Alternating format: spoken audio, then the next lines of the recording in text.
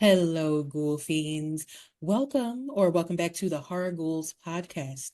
I'm T, I'm Megan.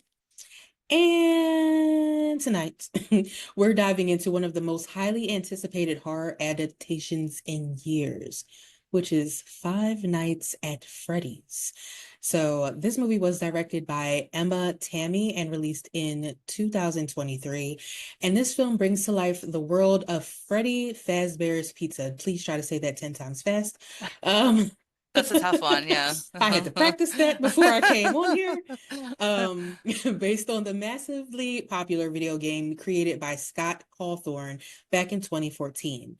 This game became a cultural phenomenon with its terrifying animatronics, unsettling lore, and nerve-wracking jump scares. Fans have been waiting for this movie for nearly a decade, but did it deliver? Was it worth the hype? And most importantly, how many bloody axes will it earn? Let's dive on into it. That's going to be another So, game time decision. I already am like, I don't know. What's it going to be? So it's I going to be as know. much of a surprise to us, I think. I think so too, because I Yeah. was going back and forth in my head. I'm like, I don't know what to rate this. You're like, So, once again, we're going to be game time decision. pulling it out of our asses in the very end. That's how we live our lives on the edge. Yep. Yes. Um, So I guess we will jump right in because there's not much to say about this. I mean, if you're not somebody who's really into like video game movies, you might not be or video games in general, you might not be really aware of this game. I know very little about this game. I know some lore, but I watch video games all the time. So I have a little bit of knowledge of this, but Megan, you said you know nothing about this, right? No, I do want to say I love that you watch video games. I've always thought that's so interesting, and I mean that in the best way. Like that mortuary game you told me about and stuff. That Mortuary's I'm like, assistant, I yeah. love that. No, but I'm very a retro gamer person. Like I'm like Super Mario World, like all the Mario games, Sonic the Hedgehog. Like I'm very old school. So no, I know Crash Bandicoot. nothing. Crash Bandicoot. What's the one with the, oh my God, why can't I think of it? I want to say like King Kong. No. Donkey Kong. Thank you. Geez, Yeah, I'm that's like, my God, I'm boy. so old. I'm Oh like, my what's the one with God. the gorilla? So stupid. I'm so mad. I can do like the whole Donkey Kong like rap. There's a rap? Oh, there There is a rap. Yeah, okay. is. Are you like offering to do it for us or like what? No, no. He's the leader of the bunch. You know him well. He's finally back to kick some tail. His coconut guns can fire in spurts. If he shoots ya, it's gonna hurt. He's bigger, faster, and stronger too. He's the first member of the DK crew. DK. All right, that's it. Oh my God, I haven't done it in like years. I just thought about That it when you was said it. so much more than I thought I was gonna get out of this episode. We've only just started, but I feel like we could just end it here. Good night, That's it. everyone. Stay Um, spooky, amazing. 5 stars. Oh, I'm sorry that there's only a sound of minor applause, but you earned every like, comment. This is gonna get a million views just for that. of So, course. Yeah, yeah. instant monetization rather, not modification, Lord. One of those nights. Just one of those nights. Yep. Yeah. But yeah, no, I really do enjoy watching video games. This video game has a lot of ties to Atari stuff. Oh, Um, which yeah, like we're getting ready to talk about it, but like when the credits roll, it has like Atari based credits. So, and the game has a lot of Atari lore. Like the stuff is shown in Atari graphics. really? Yeah. So, That's interesting. I just want to add one other thing that I'm going to say about retro video games really quick. And it goes a little something like this. Up, up, down, down, left, right, BA start. hey, the most Contra, classic code. that's my dad's legacy to me. That's what he left me with. So thank you, Father. But yeah, get some extra lives in there, right? There you go. That, if you know, you know. All right. Right? If you There we don't, you go. don't. Yeah, so we got Donkey Kong, we got Contra Codes, we got everything we need. Everything we Right? need. We're ready to rock and roll We're now. ready to go. Yep. All right. So as I roll up my sleeves, Oh, Serious. Right, we're getting into it. All right. So the opening scene, we see a night security guard working his shift at Freddy Fazbear's pizzeria. And the pizzeria is dark, it looks abandoned, it's very unsettling seeming. And he's hearing strange noises and he's running. He's trying to escape something. And it's very tense. And he gets to a point where he's trying to push the door open, but he gets attacked and he gets dragged into some type of room. And then they show him sitting in a chair. And this is a very Saw-like moment because he's strapped into a chair and there's a giant Freddy mask coming towards him with knives or something like gears turning on the Yeah. inside that is meant to tear his face to shreds. And they show that he's trying to get his hands like loose and there's a bolt that's loose on the arms, but he doesn't get it in time and his face becomes mincemeat. So Hot. that is Yeah. how we start the movie. And then the credits start playing, and they kind of before they get to the credits, they show you the inside of Freddy's, and they show you there's a wall with a whole bunch of drawings on it. And they kind of zoom in on this one drawing that has five kids and a giant yellow bunny in the middle. And then they go to showing you the Atari-based video game credits, and this kind of shows you what's happening in the story. It's one of those things, like I always said, if you ever watch Midsummer, Midsummer in the beginning has a wall and it'll the credits will show you everything that's going to happen in the movie, but you don't Hmm. really know that unless you've watched the movie and then you go back and say, "Oh, the credits were showing me everything." So yeah, it's the Everything same right thing. here. So with these credits, it kind of shows you that they're kids that are at a party at Freddy's, and the yellow bunny comes out and he gives somebody a balloon and he takes them off and they disappear, and then he takes another kid and they disappear, and he keeps taking all these kids and they keep disappearing with the yellow bunny. So after that, we start establishing some character dynamics. We start the movie off with Mike, who's an ordinary looking man, uh, with a sister named Abby, who is having much more fun in her makeshift sheet tent on the floor rather than getting ready to leave for the day. Which I get. But I was yeah, really big into like little tents or forts as a oh yeah, youth, yeah. so I'm I with had a it. canopy bed, but I kept breaking it, so You did? So I jealous. did. I wanted one so bad. I did, but I broke it. So I Oops. used to jump all the time, so You're just having yeah. a nice time. It's okay. I wasn't a Rey Mysterio or anything. It's not like I was a high flyer, but but I definitely was jumping on it. So In there doing some moves off the top. right, That'd yeah. be really funny. Getting the pillow, get a little sweet chin music, who knows. So Little Shawn Michaels up in there. Yep. yeah. All right. Um so once they get to leave, we show Mike and he's having a moment with a friend Jeremiah at basically like a mall, and it's before he starts his shift at a security as a security guard. So after he has his little talk with Jeremiah, he's going to get like some ice cream, and the woman knows him. She's like, "Hey, Mike, you want your usual?" Blah blah blah, and she's having this conversation with him. But he turns around and he sees a man dragging a boy off, and he immediately takes off running. He chases the man through the crowd. He gets to a fountain. He knocks the guy into the fountain and starts beating him mercilessly.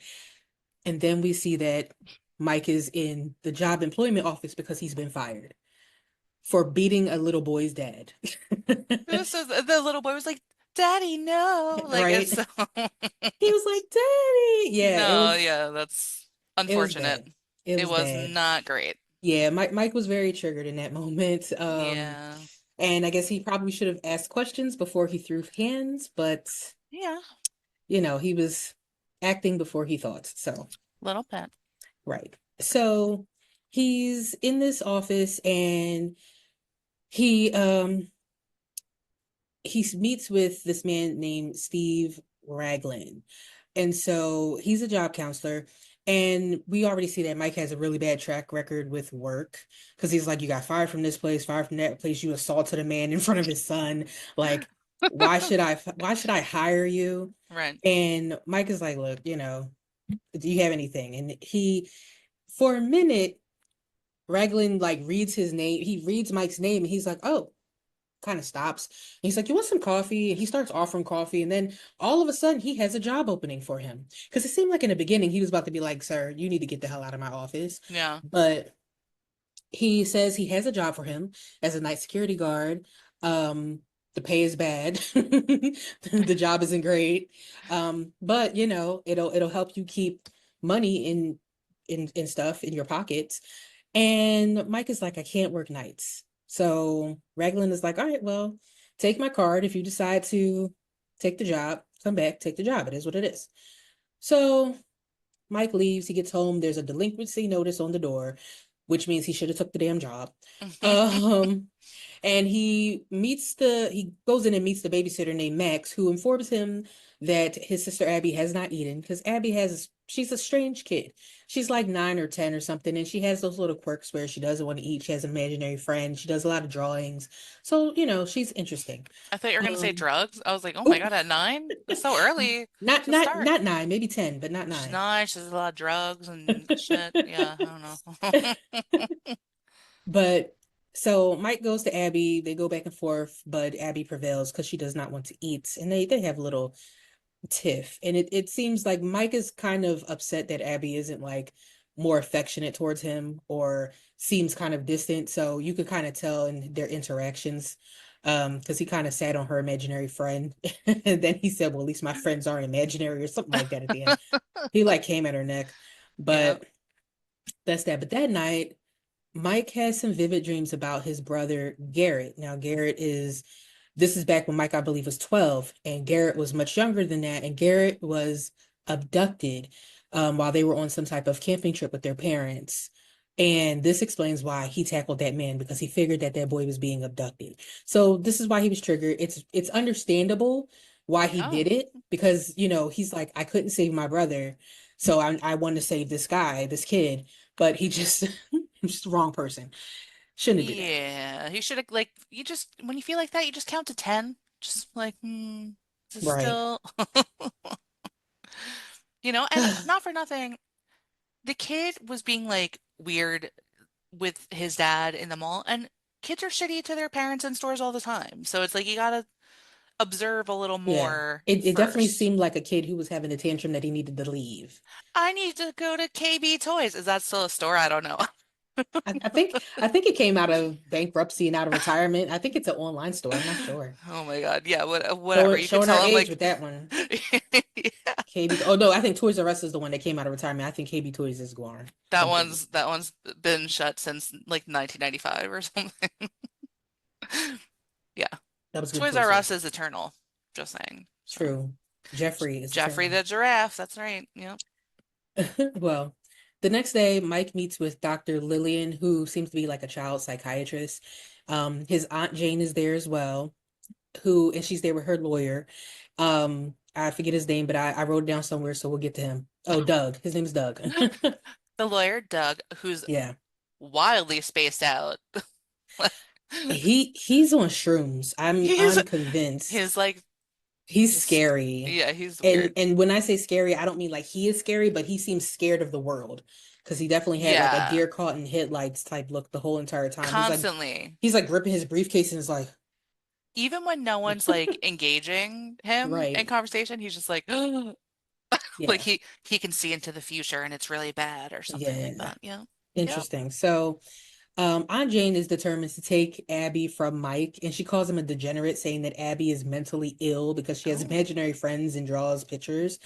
Um, and like I said, yeah, she has imaginary friends. She doesn't like to eat, but she's 9 or 10. And clearly something happened with their parents because Mike is taking care of her. So, right. you know, you have to give this little girl some grace as to why she's acting the way she's acting. Um, Now Doug, Jane's lawyer, like I said, gives Mike a request to change Abby's custody, Jane threatens to take him to court if he refuses because she's greedy. She wants the money that that Abby is getting from the state because her parents are no longer around. So Mike knows that he needs to get a job.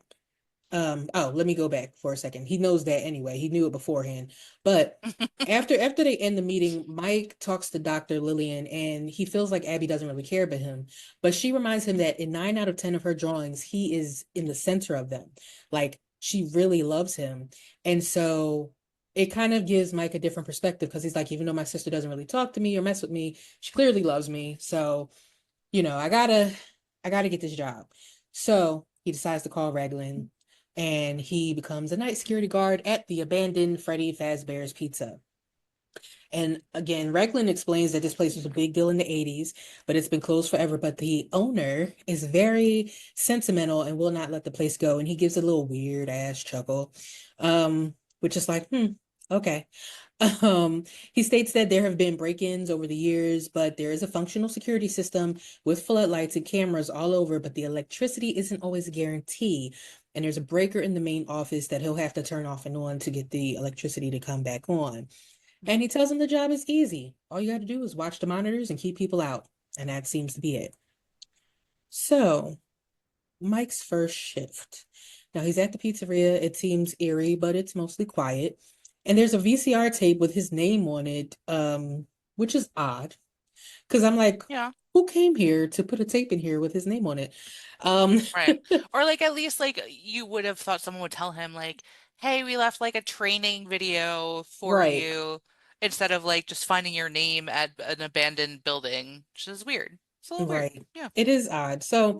like Mika said, it is a tape about training, and it gives a brief rundown of the place, but it glitches when it shows the animatronics, like the lady doing the training is like, and here are our wah wah wah wah, and She ran out everything's of all batteries. creepy. Yep. Yeah. So it's like, okay, he's done with that. So he decides to take a walk around. And he hears a noise coming from like the stage. And when he walks over there, he discovers all the animatronics just frozen in time. But he doesn't find anybody back there. So he goes back in the office and he falls asleep and he starts dreaming about his brother again. But this time he turns around to see five children that he doesn't know. And let me just quickly explain this dream so you understand what's going on. So in the dream, typically he's his 12-year-old self. But in these dreams going forward, he's an adult. In the dream, his little brother's at a table. His mom says, "Watch your brother." She walks away to get a napkin because they spill soda or something. The little brother is playing with a toy airplane. He runs off. Mike picks up a frisbee because he's distracted from another group. But when he turns around, he hears a car and he sees his little brother in the back of the car with his airplane driving off. And he chases after the car, but he can never see the man's face. And he can't catch the car. So little brother is gone. Now, that's how the dream normally ends. So this time he has the dream, but when he turns around and he's an adult, the five strange kids are there and they run from him and he chases one of them only to trip over a rock and be thrown from his dream back into reality. Like he hits the floor hard as if he was running in real life. Right.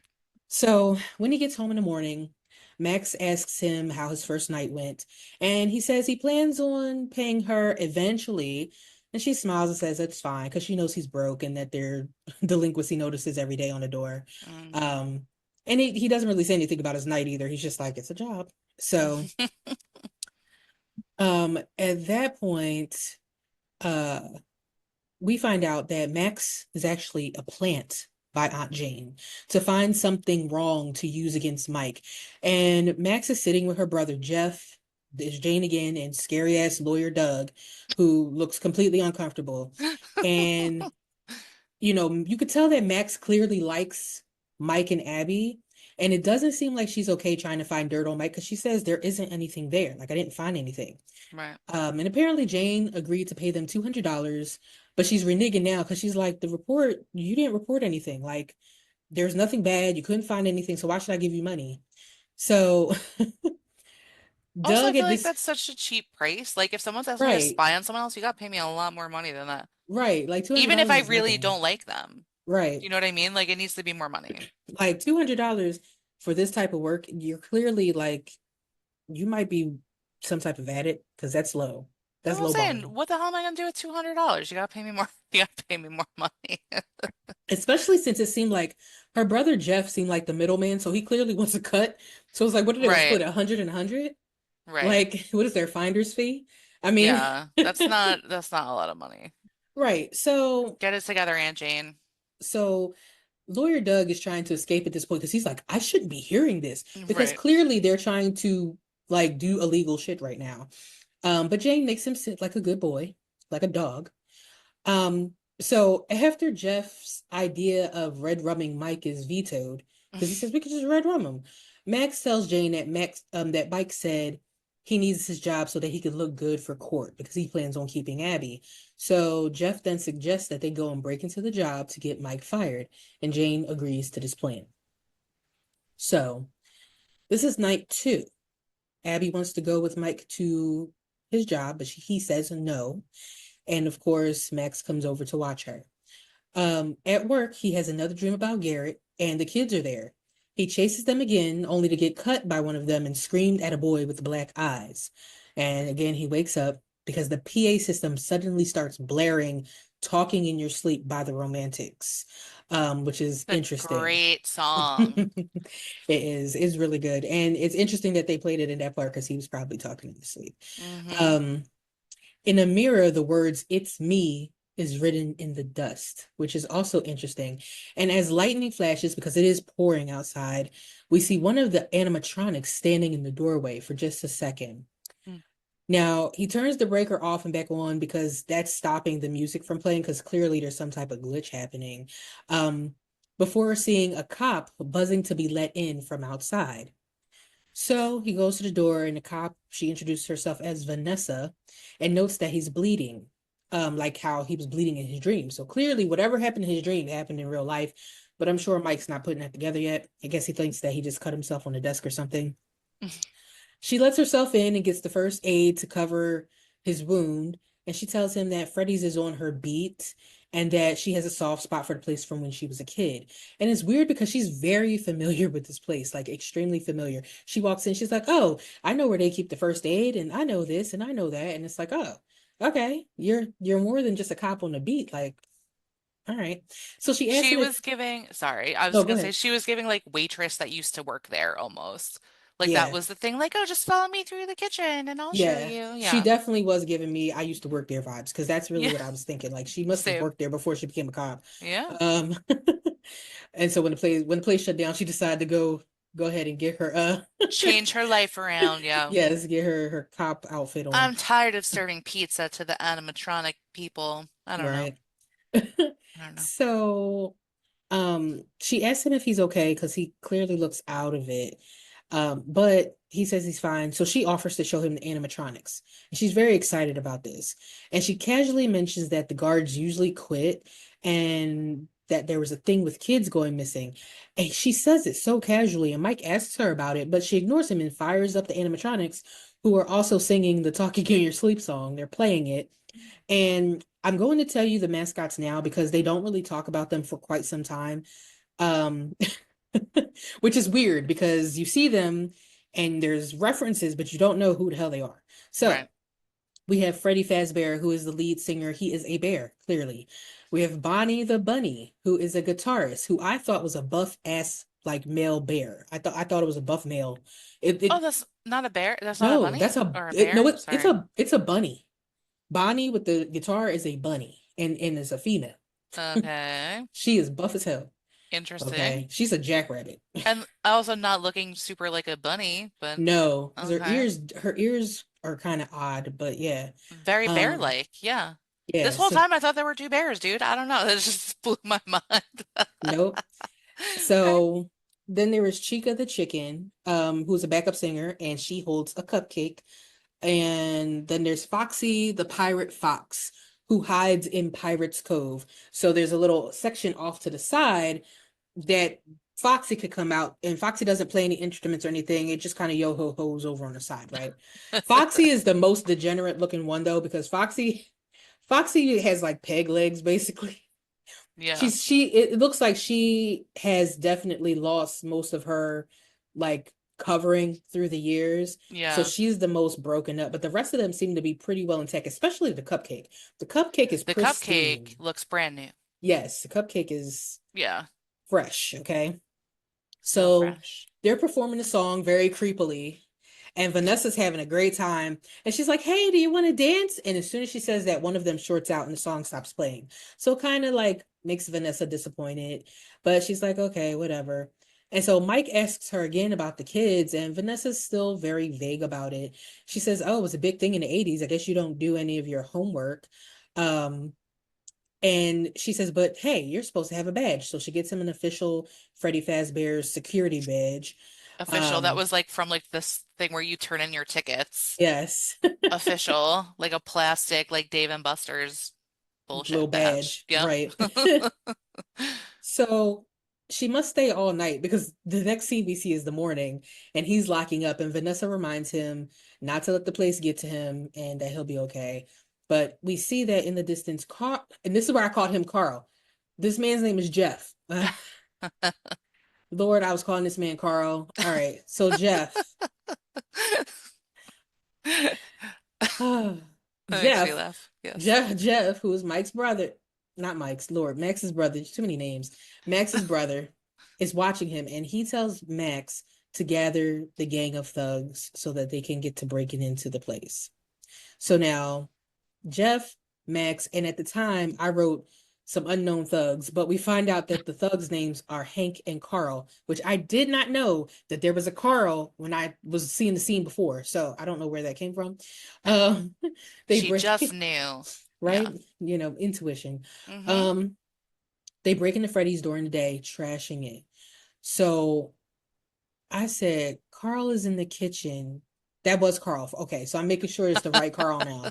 So now Carl is in the kitchen when he hears a noise from the fridge, and he opens the fridge on one side, sees absolutely nothing. But when he opens the other side, surprise, the cupcake is in there. And it's odd looking because it has eyes, but the eyes are closed. A noise distracts him from behind, and when he looks there, there's nothing there. But when he turns around, the cupcake is gone. But he turns around one more time. Chica is standing behind him, and she has the cupcake in her hand. And then he is attacked in the face by the cupcake. Now Hank, who is the other thug, hears the screaming and then watches as the cupcake is eating Carl's face. And Chica gives him a look like, I'm about to get you too. So Hank takes off running.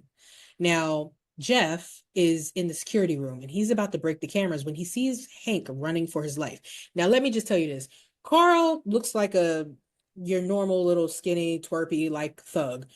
Hank looks big. In fact, I read somewhere that before the movie came out, people like fans were dubbing Hank Uncle Hank because he's like a big guy.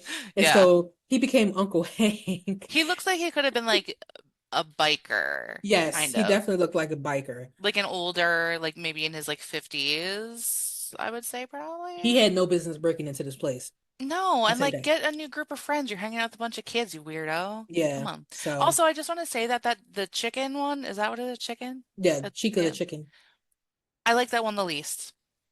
I don't know, something about like the eyes and like it's just like a weird, I was like, oh, I don't like that one. I Yeah. like Chica and the cupcake. I think they're probably my favorite. Um, I That's don't like funny. Foxy. I So like Foxy. yeah, I don't like Yeah, I Foxy. like that one. Yeah. It's funny because nobody says, "Oh, I like Freddy." Freddy just kind of there. I like Freddy, but it's like the other one, like the Fox is more kind of like a menacing, Yeah, and Freddy's just kind of like a bear. he's the mascot, and like I like him fine, but like he's in the middle for me, you know? I think he falls last for. No, he doesn't fall last. Foxy falls last. But I think if I had to pick, it's like Chica and her cupcake. Then it's going to be um Bonnie, then I didn't even know that was Freddy. a rabbit. Like I know, I know. I think Bonnie goes behind Freddy for me. Bonnie is in front of Freddy for me, and then Okay. Foxy. So Yeah, I like Freddy. Freddy seems the most like I just want to like give him a hug. That's like yeah, the most huggable one. yeah. I don't know. Mm. The most dangerous one too, by Yeah, the the one way. with like the teeth and the one, the one that can hurt you the most. That's the one I want to hug naturally, which is Of how I pick people course. to date as well. The most dangerous, aggressive one, Lord. obviously. So so Hank is running for his life. He locks himself in the closet, but he's killed by Bonnie, which is interesting because in that room I thought it was Freddy, but it's actually Damn. Bonnie, right? That's what I'm saying. They look too similar. They That's do. like The freaked me only out. thing you could tell is like Bonnie's ear like extended, like it was short, and then all of a sudden it was like do do, and that's how I was like, So oh, I missed that, but I will tell you, because I think Bonnie was a little more rundown, I think. maybe I I think can't so. remember. That I thought there was like maybe like an older version of Freddy. Do you see what I'm saying? It's like I was like, oh, well, that's like the one for now, and that's the like older one that's like kind of a little more like effed up, Now, I thought. funny enough, there like the video game does have a different version of Freddy. Like there is an older Freddy, and then there's one called like Golden Freddy, I believe. Oh, And there was a Golden Freddy created for this movie, but they never used it. So I don't. Then you would have definitely seen the difference between the older and the newer one. money well Um, spent. yeah, Yeah. and I believe in the video game, the Golden Freddy is actually the bunny, the yellow bunny. So they just use Oh. the yellow bunny instead of the golden Freddy. And I mean, anybody watching this who knows better than me, please feel free to correct me if I'm wrong about that. Like I said, I've only watched one lore video about this. We're So I'm doing not the quite best we sure. can, okay? Like, stop it. Yeah. Stop it. I'm just, it's okay. You can tell us the truth. We don't know. It's fine. Yeah. So once Jeff sees Bonnie, because Jeff has now run into the hallway to see where Hank was, and the door opens up, he sees Bonnie, he takes off running because he's like, oh shit. And he closes himself in the security office. Now, on the cameras, he can see Bonnie and Chica with the cupcake conspiring with each other. And then Chica bends down and sends the cupcake through the vent to kill Jeff, and he does his best to hold it off. He has his back against that vent, and that cupcake is strong. That cupcake is trying to burrow through that vent, but it stops all of a sudden, and then the door opens by itself. When that door opens, Jeff walks out, and then he becomes locked out and is killed by Foxy. So Max at this point wanders into the pizzeria, and she spots, I just say a ghost kid because it is a ghost kid, because this is a kid that Mike has seen in the dreams. Right. It's a main little boy. There's names for them. I'm not going back to the names because in the movie they never call them by their names. He's like They a little blonde boy. That's all He you needed is. to know. And that's I think he's technically wearing what a they stripe. call him. He's wearing like a striped shirt, I think, too, Yes, right? and that is Yeah. the spirit of Freddy. So that little blonde boy is the Freddy spirit. Um, and so he like leads her deeper into the building. He's like, come on, follow me. So she ends up in a room that has some broken down animatronics in it on the floor. But Freddy is standing in front of her with the kid's voice inside urging her to come closer and to put her face up to Freddy's face, which is wild. Because it's like, if you hear a kid that's like, come on, closer, warmer, and you hear it and you're like, are you really gonna put your face up to that animatronic bear? No, No, I'm you're going the other not. way. I'm leaving. Right. Mm-mm. I'm like, all right, I'm out. I'm definitely not doing it. Well, Now, but also, if you come upon a giant animatronic anything, why would you ever want to put any of your parts by its face? Because you're like, well, that's weird that I've stumbled upon this to begin with, right? Like, it's right, not, right. yeah, So she puts her face up to Freddy's and she's then bitten in half and killed. that's what you got. Now, I will say this is a reference to the video game that I did see. There is a child in one of the video games where his brother is taunting him. It's still like I believe the first video game, but either way, his brother is taunting him, and he like holds his head up to one of the Freddy bears, and that bear bites his head off. Like the spring lock closes and bites his brother's head off, decapitating him. Sure. So this is a homage to that scene in the video game. Love it. Yeah, which was a little bit more gruesome in the video game. Um, but yeah. So Hmm. there is that. Now back home, Abby happens to find the papers that Jane gave to Mike about taking custody, and she's very upset. And before they can really get into it, though, Vanessa shows up to tell Mike that someone broke into Freddy's, and she suspects that he forgot to lock a door because his pills were at the scene, like his sleeping pills, because he takes sleeping pills in order to have the dream so he could go see Garrett every night. Um, Weird. He needs to go to right. therapy. Yeah. He needs better help. Yes, and please don't sponsor us. Better help. Um, I don't know how good you guys are. No offense, but everybody gets better help. They're like, I did good because I went to better help. No, mm-mm. I, I, I listen. This is from T, this side. Megan might feel differently. I've never used BetterHelp. I don't know. I don't know what goes on. I've heard some different things about it. I'm not going to say good things or bad things. I've just heard things, but we're not monetized at the moment anyway. So I have heard both good things and bad things. I've heard same. both sides. I feel like it's weird. Like without getting into a whole thing, like I like in-person therapy. I feel like you have a better connection with your person. You can observe body language, you build a better connection than rather just like talking to your computer or your phone, which not for nothing, we love having this bond with you guys, right? Yes. Don't stop watching or subscribing or liking. But it's like, I just feel like for something like that, if you're trying to like work on some shit, you know? Yeah. But no shade though. If you need help, get help however you can, including Absolutely. BetterHelp. Please sponsor us here. Boop boop. Right. Yeah, Um. yeah. Yeah, you can see our QR code down in the description box. No, just kidding. But no, If you I put agree with in that. BetterHelp now, you'll get 20% off your first visit. Thank you. Right. Okay. All right. But no, I feel the same way. I think that in-person therapy is like way Yeah. better. But I do think that you should get help however you can get it. I've actually done telemedicine therapy. So I mean it helped Yeah. for what it helped for. Whatever you Um, need. yeah. So I mean, just as long as you're getting help. So there's the PSA, That's the bottom line. Yep. you know. Get some help, as that Michael Jordan meme says. Get some help. In fact, he says, stop it. Get some help. So there. Aw, So Michael Jordan. So Mike decides he's going to open up to Vanessa about Garrett and explains why he's on pills and why he's upset. And he explains also that Abby's mom died. Oh, you No, laughing. I'm sorry. It's not funny, but it's like this is the second time he's meeting someone. He's like, listen, my brother got abducted, my parents are dead.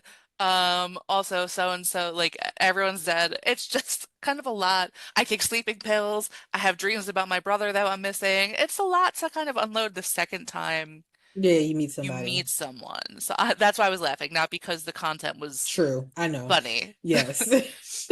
Like imagine the second time you go to hang out with someone, they tell you all that, and you're just like, oh, I'm so sorry to hear that. But you're like, And uh. I'd be like, so have you heard of BetterHelp? You're like, I, I just want to go get a drink at Applebee's. Like, I don't know why this is happening. Like, right? I just want my mudslide, guys. That's all I want. Half price yeah, apps, okay? That's all I want. that's it. Yeah. Oh my God, that sounds great right now. Anyway, uh, Applebee's could also sponsor us here. Please right? reach out to us. We will make a great deal. I don't know. Whatever. Continue.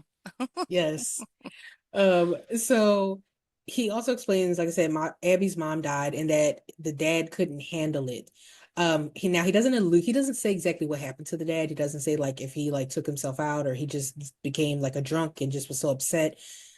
We don't know. But either way, dad is no longer in the picture and Abby was left with Mike. So before Vanessa listens to him and she seems very sympathetic, but before she leaves, she chucks his pills into the water and tells him to stay alert when he's working because she clearly was like, I could write if I write this up, I could add that you had the pills and that would be a wrap. But But like, can't she just be like, just make sure you only take these at home? She didn't have to throw his pills out. right, That's a whole copay. right. In this economy? Oh my God. And he clearly had to wait until like you can't just get pills again. You have to wait until that prescription is supposed to have run out. So now he can't get his sleeping pills until He's like way like, later. he's like, Aetna won't refill my prescription, and the cop threw them into a puddle though. Like, I don't know what to do. But That's kind of listen, effed up, Vanessa. Come the on. moment Vanessa left, he went and jumped into that pond. He jumped He's into the like, pond, 5 second rule. They're fine. They're pretty fine. much. Yeah. So night four, Abby is now coming to work because clearly Max is dead, but Mike doesn't know. He keeps calling her, she's not showing up. So he has to take Abby with him. He makes her a little tent fort and he has her go to sleep while he goes to clean up the mess left behind by his aunt's henchmen. And he does a good job cleaning it up because the place looks way better than it did like before. So all it took was Yep. somebody breaking in for it to get cleaned up. Um, so at 4 a.m., one of the ghost kids wakes Abby up. But Mike is asleep with his headphones on because not only does he take the pills, but he also listens to like nature sounds so that he could be taken back to a place and time. Um, but I AKA doing guess a great job of his security at right, security, watching and listening for intruders. Good right, job, Mike. Good right. job. Yep. So, but maybe at this point, because he doesn't have any pills, I guess it was paramount for him to have that damn soundtrack going. Yeah. So Abby goes out to the main area and she calls out to whomever she heard because she assumes it's a kid, but one of the animatronics comes alive and starts to walk towards her. Meanwhile, Mike is back in his dream talking to one of the ghost kids, which is the main one, which is the Freddy ghost. The Freddy spirit, I should say. And he pleads with the kids to show him who took his brother. And the kid says, "If we show you, what will you give us?" And Mike, like an idiot, says, "I'll give you anything." You don't do that. Rookie mistake. Yeah, like you don't do that. Like I can't even, well, no, I could say this is a horror movie trope. Like when you sell your soul to a devil or something, like you don't do that. You don't tell anybody, "I'll give you anything for Yeah. something." Like don't do that. It Because if, reminds me of The Little Mermaid yeah, when right? she's like, "Well, okay, I'll sure. I want legs and the prince. What do I need to give you?" And she's like, "Your voice." And she's like, "Well, how am I supposed to do anything without my voice?" It's It's just like don't. just figure it out, flipper legs. I mean, Yeah, just do something poor else. Don't. unfortunate soul. Yep. So, but that, yeah, don't be dumb. Don't be Don't stupid, stupid. don't be stupid. Right. Yes. So, um, he hears Abby screaming inside of his dream and is distracted. And when he turns around, the kid is gone, but there's a drawing of a bunny on the ground, which is a clue to who took his brother. So Mike wakes up, he sees Abby's gone, and he's hearing her scream again. He runs to the main room to find her surrounded by the animatronics. And when he goes to attack, Freddy steps to him like, "Who you want? Who you about to hit with that Right. chair? You better put that chair down, young boy." And Young boy. But also, I just want to stress these are like double the size of people, like adult people. Like they're really big. So they're like for a huge. little girl, they're like extra enormous, but even next to a grown-ass adult, they're really still large. So Right. a little intimidating, I would say. Very. I would Yeah. say so. Yeah. So as Freddy is stepping to him like, "Who you about to hit?" Quick Abby quickly says, "Oh no, they were just tickling me. It's tickling me so much I thought I was going to die." Girl, first of all, first of all, she wasn't screaming like she was getting tickled. She was No. screaming like she was scared for her life. That's not the, when kids are getting tickled, they're like, they might scream, but they sound like Elmo for the most part. She sounded Oh like well. somebody was like getting ready to take her out. Yeah, And the fact she said, "They were tickling me so much, I thought I was going to die." It's just like, that's the weirdest line that y'all ever could have wrote for that little girl. yeah. Yeah. You don't know how close you were, little girl. Right? Yeah. So then she introduced Mike to her new friends, and this makes Freddie stand down. So Freddie's like, "All right, cool, that's your brother. I'm gonna stand down, whatever." So Mike thinks it's a joke and he's calling out, like, "Okay, you could come out now," but nobody comes out. And when nobody comes out, he's like, "We need to go." Hmm. So she says, "Wait." And she says, "They like pictures." So she gives Bonnie a picture of a heart and she gives Freddie a big hug before Mike drags her ass out and they leave. So now this next morning, they get home. Mike tucks Abby in and then he notices her drawings. And all the drawings that she has been doing are drawings of the kids at Freddy's. Yep. Because even though they're children, like one of them has on a hat, one of them has on like pirate outfit, one of them has bunny ears, and he can clearly see that these kids also look like the kids he was seeing in his dream. So he's putting the connection together that, Yeah. oh my God, these ghost kids are for some reason connected with my sister. So Very weird. Yeah. right. So a little later, Mike asks Abby about the animatronics, and she freely admits that they're ghosts. She's like, Yeah, they're ghosts. Like, duh. How do you think the animatronics move? Okay. Of course. Yeah. Right. So this leads him to talk to her about Garrett, which she says, like, nobody ever talked about Garrett to me. Like, I know of him, but no one ever told me about him. And so he hands her a picture that she drew of Garrett in the car riding away with whoever stole him. And so he asks her to explain, but all she knows is that there's a yellow rabbit involved. And she says she'll ask the blonde boy, um, or Freddy, that, what happened if he knows any more. So later that night, Vanessa is already at Freddy's prior to Mike getting there. And I'm like, how does she have a key to get in there? If she's just a cop and this is just her beat, she shouldn't have a key to get into Freddy's. She shouldn't. But she does. Weird. Yeah. Yeah. So she's there and she's staring at the pictures of the wall. She's looking at the picture of the yellow rabbit with the kids, and she's hearing some type of song being sung saying, "We love the yellow rabbit." And she's getting teary-eyed, like she's very sad or sentimental. It doesn't seem like she's having a joyous memory or anything. She looks upset. But um Mike and Abby show up, and the animatronics just freely move in front of Vanessa too. And this shows Mike that Vanessa was also aware of the ghost kids. And he's like, "So you weren't gonna tell me?" But, before they can even get into it, they have to make a giant fort because all the kids want to play. And Vanessa goes along with it. She's like, "Cool." So they go on to make this tent for everybody. And it's huge because they have to make it really big because, again, like Megan said, these animatronics are like double the size of people. So they're Hmm. using tables for this fort. So um Abby says it's about to rain, so they need a cover for their tent. So Mike and Vanessa go off to get tablecloths for a roof. And while they're doing that, Mike questions Vanessa about who she is.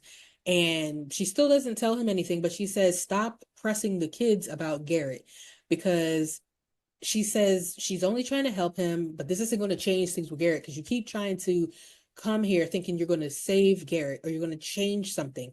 Nothing's going to change. And also at the same time, Mike is looking at this like open body animatronic. It looks like I'm going to equate it to like a Betty Boop looking type animatronic. It's like a Mm. woman, but Yeah. he he's getting ready to put his hands in there and she goes, "Wait, don't do that." And she goes, "It has a spring lock." And she puts a broom up to it and it snaps that broom in half, so showing you how dangerous this is. And I will say, in the video game, they do explain that in the beginning they had animatronics that did not have people inside, and then they thought that it would be a good idea to make animatronics where you could either be a human on the inside or it could have the animatronics by itself.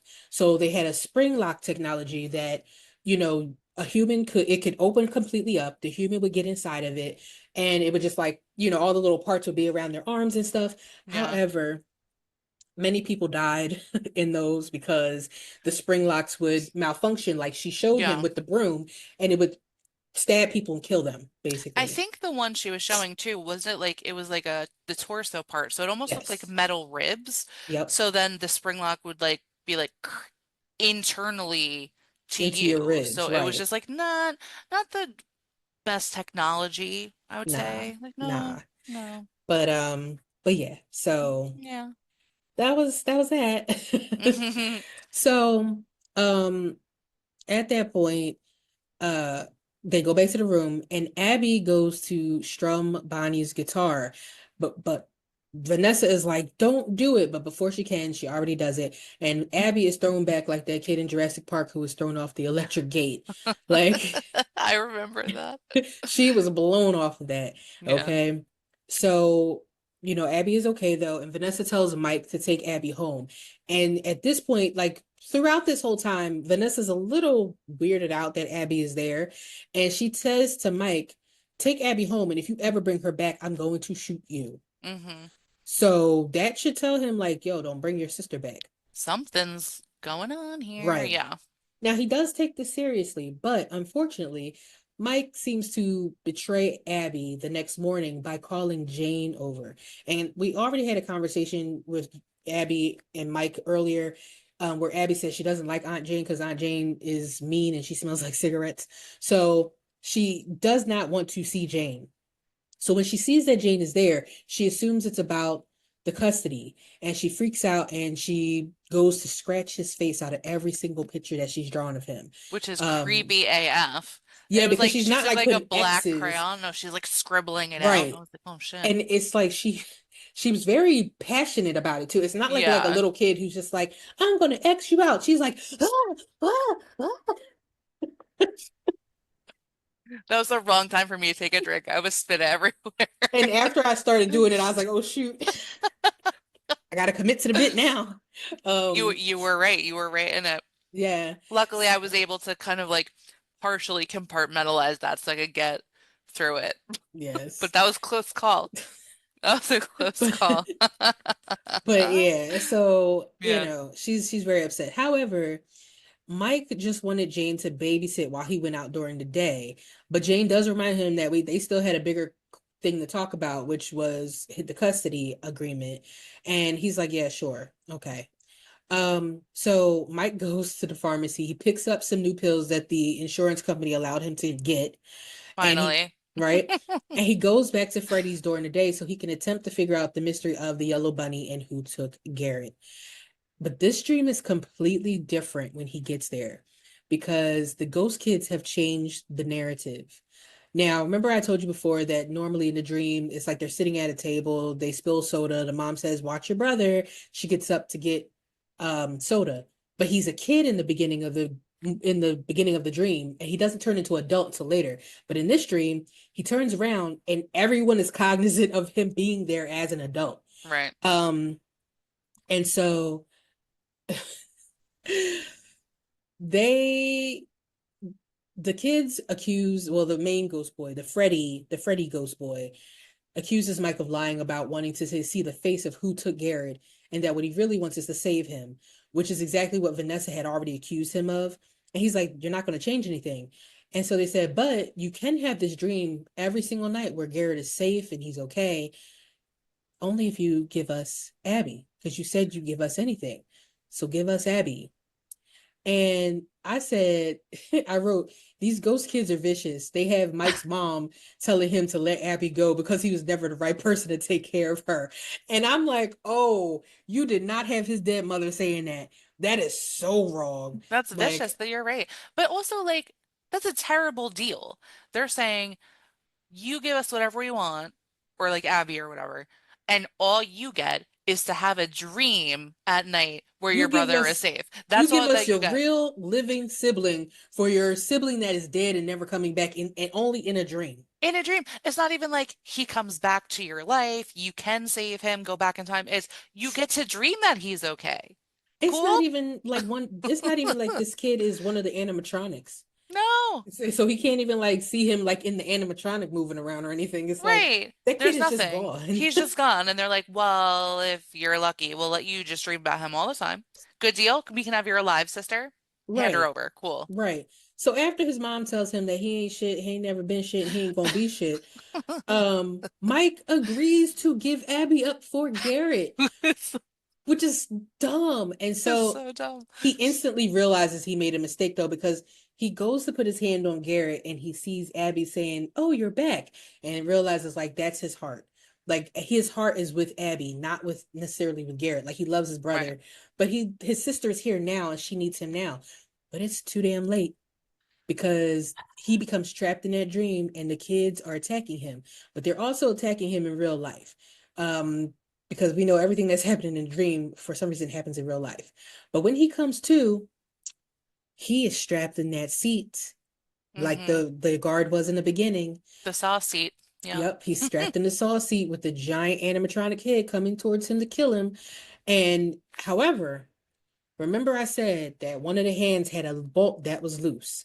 Mike Mm-hmm. gets that bolt loose and he's able to save himself at the last minute. So he was lucky because he almost was about to bite the dust. However, Mm-hmm. when he looks around, he sees the dead bodies of Max and Jeff and some others who also died at the hands of the ghost kids. So that freaks him out and he tries to escape, but Foxy is right on his tail once again. But it cuts to black and we go back to home. And Freddie and the blonde kid have now broken into Mike and Abby's house and they've disposed of Aunt Jane so that they can take Abby to go play. And here's what's wild. She Abby sees Freddie and is like, "Hey Freddie, what's up?" Not thinking like, "Why the hell are you here?" And then the little ghost boy comes out and goes, "Not Freddie." Okay. Still, "Hey y'all." And then she looks over and sees her aunt on the floor and the ghost boy goes, "Silly Aunt Jane. She fell and took a nap or some shit like that." And I'm like, "Are you serious?" And I She and showed no concern for her aunt. She was like, all right. And it wasn't just like, I think it was just like her legs and her feet it that was she could see literally like just her legs and her behind the feet. couch. Like not a normal, Way of laying down. no. No. He's like, "Silly Aunt Jane. She got tired and fell asleep on the floor." And Abby looks over and she's like, "So how are we getting there?" Yeah. Bitch. You not it's not even like let me make sure my aunt's okay. Cause I swore. Now at this point, I swore she was going to be like, I'm a little freaked out because why is my aunt on the floor? Like I didn't like her like that, but why is she on the floor like that? And y'all are here and now she's like on the floor. She was just Right. asking me to come out this room and I just told her to go to hell. So like, are you serious? Right. I At had least all like types go of like questions. peek, just peek around the side. Right. No, she didn't even care. Mm. But listen, she asked how they won't get there. Do you know that they had a taxi outside? Who paid for this taxi? And not to mention, big ass Freddy gets into the taxi with her. And the man is like, "I always get the weirdos. You sure do. Because I would not have been taking that damn animatronic with Yeah. one eye all beat the fuck up. I'm not taking him Yeah. nowhere." I like And how when he got in the car though, like the driver was face forward and you heard the squeak and how the car like went like this right. because he's so heavy and the driver was like, "What the like what?" That was very funny. Yes. I was just like, what is happening here? So that is wild. But we go back to another place where Mike, who should have met a gruesome death at Foxy's hands, wakes up again only to have been saved by Vanessa. And at this point, Mike figures out that Vanessa knows way more than she's been saying, that she knew about Max and Jeff being killed, and she knew that the animatronics were trying to kill Mike. And Mike confesses that he did offer Abby to the others, and Vanessa tells him that they now want to make Abby like them. Because he's like, "What do they want?" "Oh, they want to kill her and make her a ghost so she could be with them forever." And so she says that the man that took them was a bad, cruel, yet clever man. And he knew that the parents and the police would never check for the animatronics for these kids. Because she says that the machines don't only have the ghosts of the kids, but it also houses their bodies. So remember I told you earlier that they had animatronics that had spring loaders. These kids' bodies were all inside of these spring-loaded machines. I feel like And I had immediately had an inappropriate thought slash question, and I feel like you probably could guess what it was.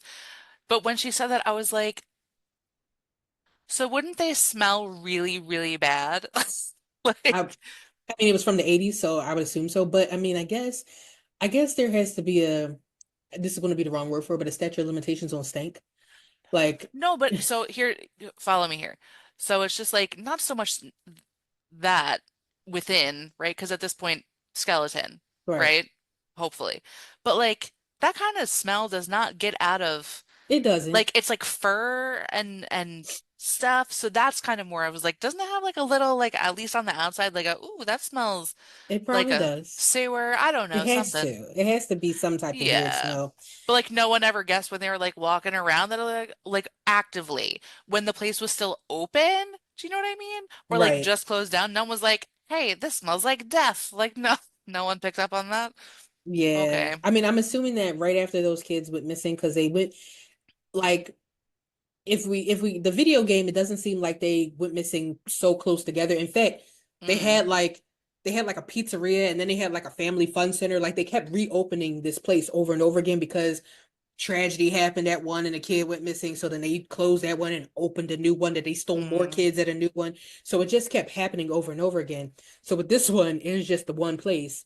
And I would assume that it probably just shut down after all five kids went missing. And Yeah, but probably. still, the first kid who got taken, you still would think that stench would be in there at that Yeah, point. like some kids like, "Mom, Freddy smells like ass. Like, I don't know. Like, there's a smell. I'm just Right. saying.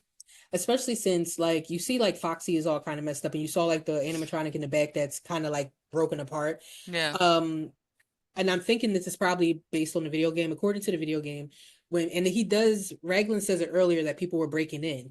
Well, people have been breaking into still parts of the animatronics.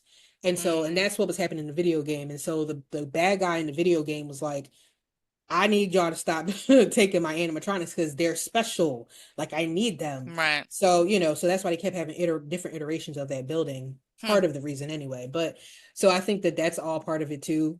Um, why they all look kind of crazy, but Yeah.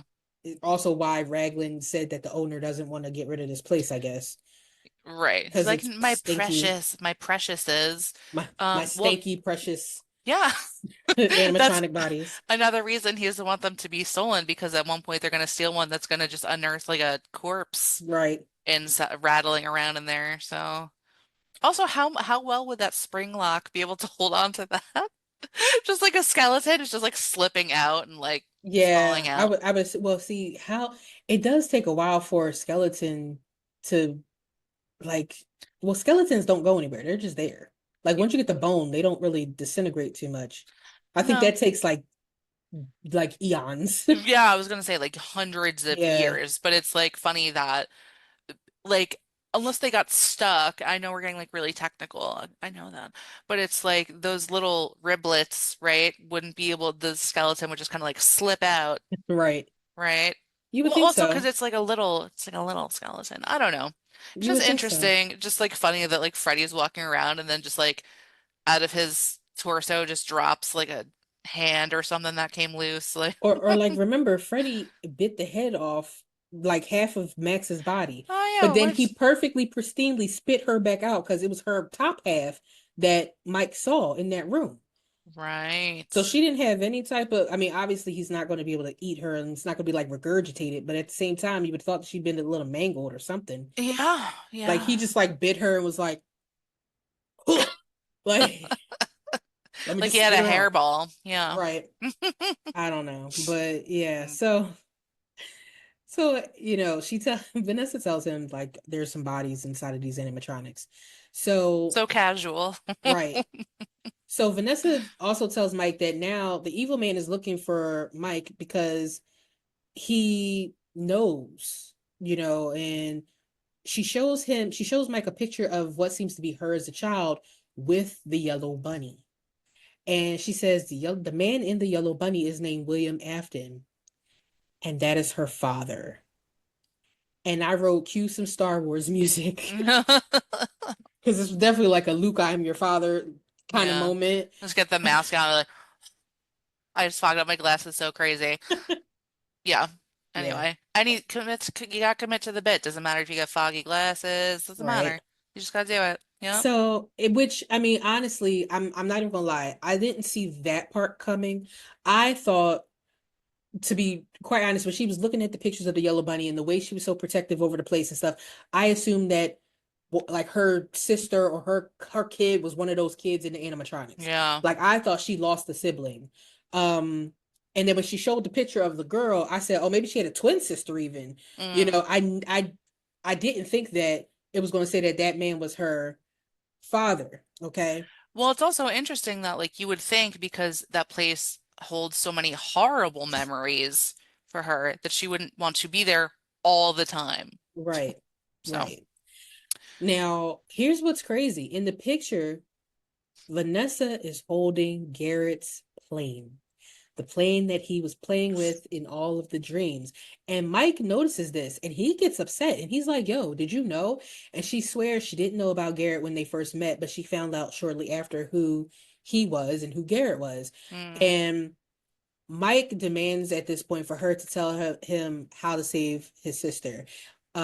All the while, Abby's at Freddy's watching them perform. She's like having a good time. They're like playing songs and stuff. She's like, okay. She's like, this is So, the best concert I've ever been to. right, Yeah. right. And so Vanessa tells him that electricity is the key to stopping them. She gives him like a stun baton and a taser, and she tells him to avoid the front entrance and to use a vent on the east side of the building to get in, which is what he's doing while she's explaining it. So he's now back at Freddy's. He's inside, and he is able to quickly short circuit Bonnie and Freddy. Although Chica already has Abby and is about to load her into the Betty Boop spring lock rib cage to kill her. Crazy. Right. Which I'm wondering if she would have turned into that animatronic at that point. Because remember, all the kids are inside of their own animatronics. So if they Yeah. put her in there, she's just gonna be like a torso. Y'all not even giving her a full animatronic. Y'all just gonna have her. What you gonna A pick her up broken like a down cupcake? one. It sounds like they Right. didn't have a good plan, if we're They being didn't. completely honest. And you know Yeah. what? Who was the cupcake? Because they don't mention who the cupcake is. Wait a minute. No, they don't mention who the cupcake is. Hold on. I There's just an thought about that. there's an element of paranormal to this, There aside from the is. obvious like haunted child There is. stuff. But there's an element to almost like an unexplainable, do you know what I mean? Because it's like Yeah. they never describe like, yes, the bodies are inside the animatronics, but like what is the science that makes them live like Frankenstein, you know? Right. So there is kind of like that little like just suspend your disbelief. Like we don't need to tell you all the logistics. Just it's fine. It's fine. Right. Now, oh, let me go back. So the cupcake is named Mr. Cupcake, by the way. So it's a man. Oh, I wouldn't have Okay. guessed that. And it Yeah. does not have a spirit attached to it. Now, remember I said the thing about the Golden Freddy? Yes. Every time we see the Golden Freddy, well, every time we see Freddy, it has that little boy inside of it who's named Cassidy. He is playing the Golden Freddy. But there is also a Freddy Fazbear who is the one that's doing the singing and stuff. But when I guess when Freddy's walking around, it's the Golden Freddy. They have both of them listed here. Um, but it That's says I don't Golden know. Freddy is Okay. a ghostly, rarely seen animatronic with a deep connection to the missing children. So, In the movie, because like that doesn't come across. Like it seems like it's well, the same shit. right, and that's what I think. I think that remember I said they had a Golden Freddy, but they didn't use Yeah, it. yeah, yeah. So I think that they still kind of like mentioned it, but I don't know because It we just don't see a escaped. difference. It Because we just don't escaped us. Yeah, yeah. right because we don't see a difference in them. Because if anybody looks at the video game and they've seen this movie, I think that the Freddy that they're using does look more like the Golden Freddy. Mm. But then they said they didn't use it, so I was like, oh, okay, maybe it's not. Because the Freddy Fazbear character is more gray, and I think he's wearing a hat or something. It's a little bit different, Oh, which is why in the picture with the kids, one kid is wearing a hat. And yeah. so it's totally, it's a little different, but He's a fancy with that a hat. right. Yeah. But anyway, so yeah, I wanted to know if the cupcake had a spirit, but it does not. It's just Mr. Cupcake, and that's just that. But it's haunted. It has Yeah. to be, like by the laws of this movie, right? Yeah. But just I with no one in mean, particular. this is categorized as supernatural horror. So There we go. yes. There we go. Um, so he gets in, like I said, he short circuits Bonnie and Freddy. Chica has Abby. She's about to put her into the Betty Boop spring lock. But Mike shows up and uses a taser to stop Chica just in time. But the cupcake is like, oh, no, you're not. So Mr. Cupcake bites Mike on the leg, and that forces Abby to run and hide. But Foxy takes over trying to catch her. Um, and she goes into an arcade and she hides in a ball pit, but Foxy is still like right on her tail. So Mike does escape Mr. Cupcake and he calls out to Abby, but he's met with the yellow bunny animatronic. And he seems like the biggest and tallest of all of them. He's huge. Like this bunny is big. He's buff, okay? He's also a jackrabbit. And so Buff Mike, Bunny. Yeah. right. So Mike goes to tase him and it has no effect on the yellow bunny, who laughs maniacally and then he shoves Mike hard, flinging him across the room. Um and so at this point, Foxy is about to grab Abby when she's electrocuted and Vanessa pulls Abby from the balls. And let me just say this. Earlier, when Vanessa was telling Mike how to get in and everything, he said, come with me. And she said no, because if the yellow bunny is there, if my dad is there, I'm not gonna be any good to you. Like I can't because she's traumatized. But she shows up anyway. So um She manned up. she Yeah. right? So she says she got to put Abby somewhere safe so that she can help Mike. Now the yellow bunny is the only animatronic to speak, and he tells Mike that he couldn't leave it alone. Like you just could not leave this alone, could you? And you know what? This is perfect because I killed your brother, and now I'm going to kill you too. So Mike then takes a nice bunny foot to the face. And then the yellow bunny calls out to the others, like calling his kids. He's like, "Come to me. I have something for you to play with." And they all start waking up from their tased induced sleep, right? And so, just as he's about to kill Mike, Vanessa calls out to him with her gun raised. And, he's like, "Yeah, okay." Like, he pulls off his mask and he reveals that he is actually Raglan. So from the beginning, the counselor who saw Mike's name and got kind of weirded out and then offered him this job is the same person who was in the yellow bunny outfit who stole his brother. Also, And AKA, it's Matthew Lillard. I don't think we said that. we have not. It's So Matthew Lillard. yes, it is Matthew Lillard. So, just to And add a so little more little razzle dazzle to that. razzle dazzle, yeah. Yes. And so who knew? Who knew that it was the same person? We knew, but context clues told us it was probably the same person. Yeah. It was But the way he delivered his lines when he was like, yes, he was almost, he wasn't smiling, but he almost had a little bit of like, smirk. well, the person who owned it just can't let it go. Emotional attachment. I don't know. Like it was something like, yeah, something like, I don't know. It's crazy, right? Do you want the Yeah, job? Anyway, right. but I will say this too. When he comes out in the suit, it was apparent to me, and I'm sure to you immediately, that it was a human. Oh yeah. The Oh way that yeah. he walked, Yeah, I he was like, walks. that's a person in that one. You Like could I, certainly tell. And yeah. to me, I felt like Mike, why couldn't you tell that that was human? Why couldn't you tell that that taser wasn't going to work on an animatronic because it's not an animatronic. It's a human. Mike has made many missteps in this in Plenty. this You movie. you tackled a man who was a father, but you don't tackle the man that killed your brother. No, you're tackling a man who's a father. You're sleeping at work with leaving your sleeping pills all over. You're bringing your sister to sleep on the floor of like a haunted, like faux Pizzeria. Chuck E. Cheese emporium. And now you're trying to like tase a human in a bunny suit. Like you're just like not like reevaluate your life choices. I'm just saying. Yeah. Yeah. So you Yeah. could you could tell that Vanessa's clearly terrified of her dad, and he calls her bluff like you're not going to shoot me, but she does shoot him. I think she shoots him in like the arm or something. Yeah. But then he attacks his own daughter. He smacks the gun from her hand, but considering he has a giant animatronic paw, he kind of pimp slaps her to the ground unintentionally. Like he's smacking he like open fist like Yeah. smacks the gun, but at the same time it's like smack across her face. She's like, "Oh, damn." She like hits the ground. So, um, so he like he oh God, he's just crazy with that. So Abby runs to Mike, who tells her that he tells her, like, hey, the yellow rabbit hurt her friends. And since she draws pictures, he wants her to show them what the yellow rabbit really did.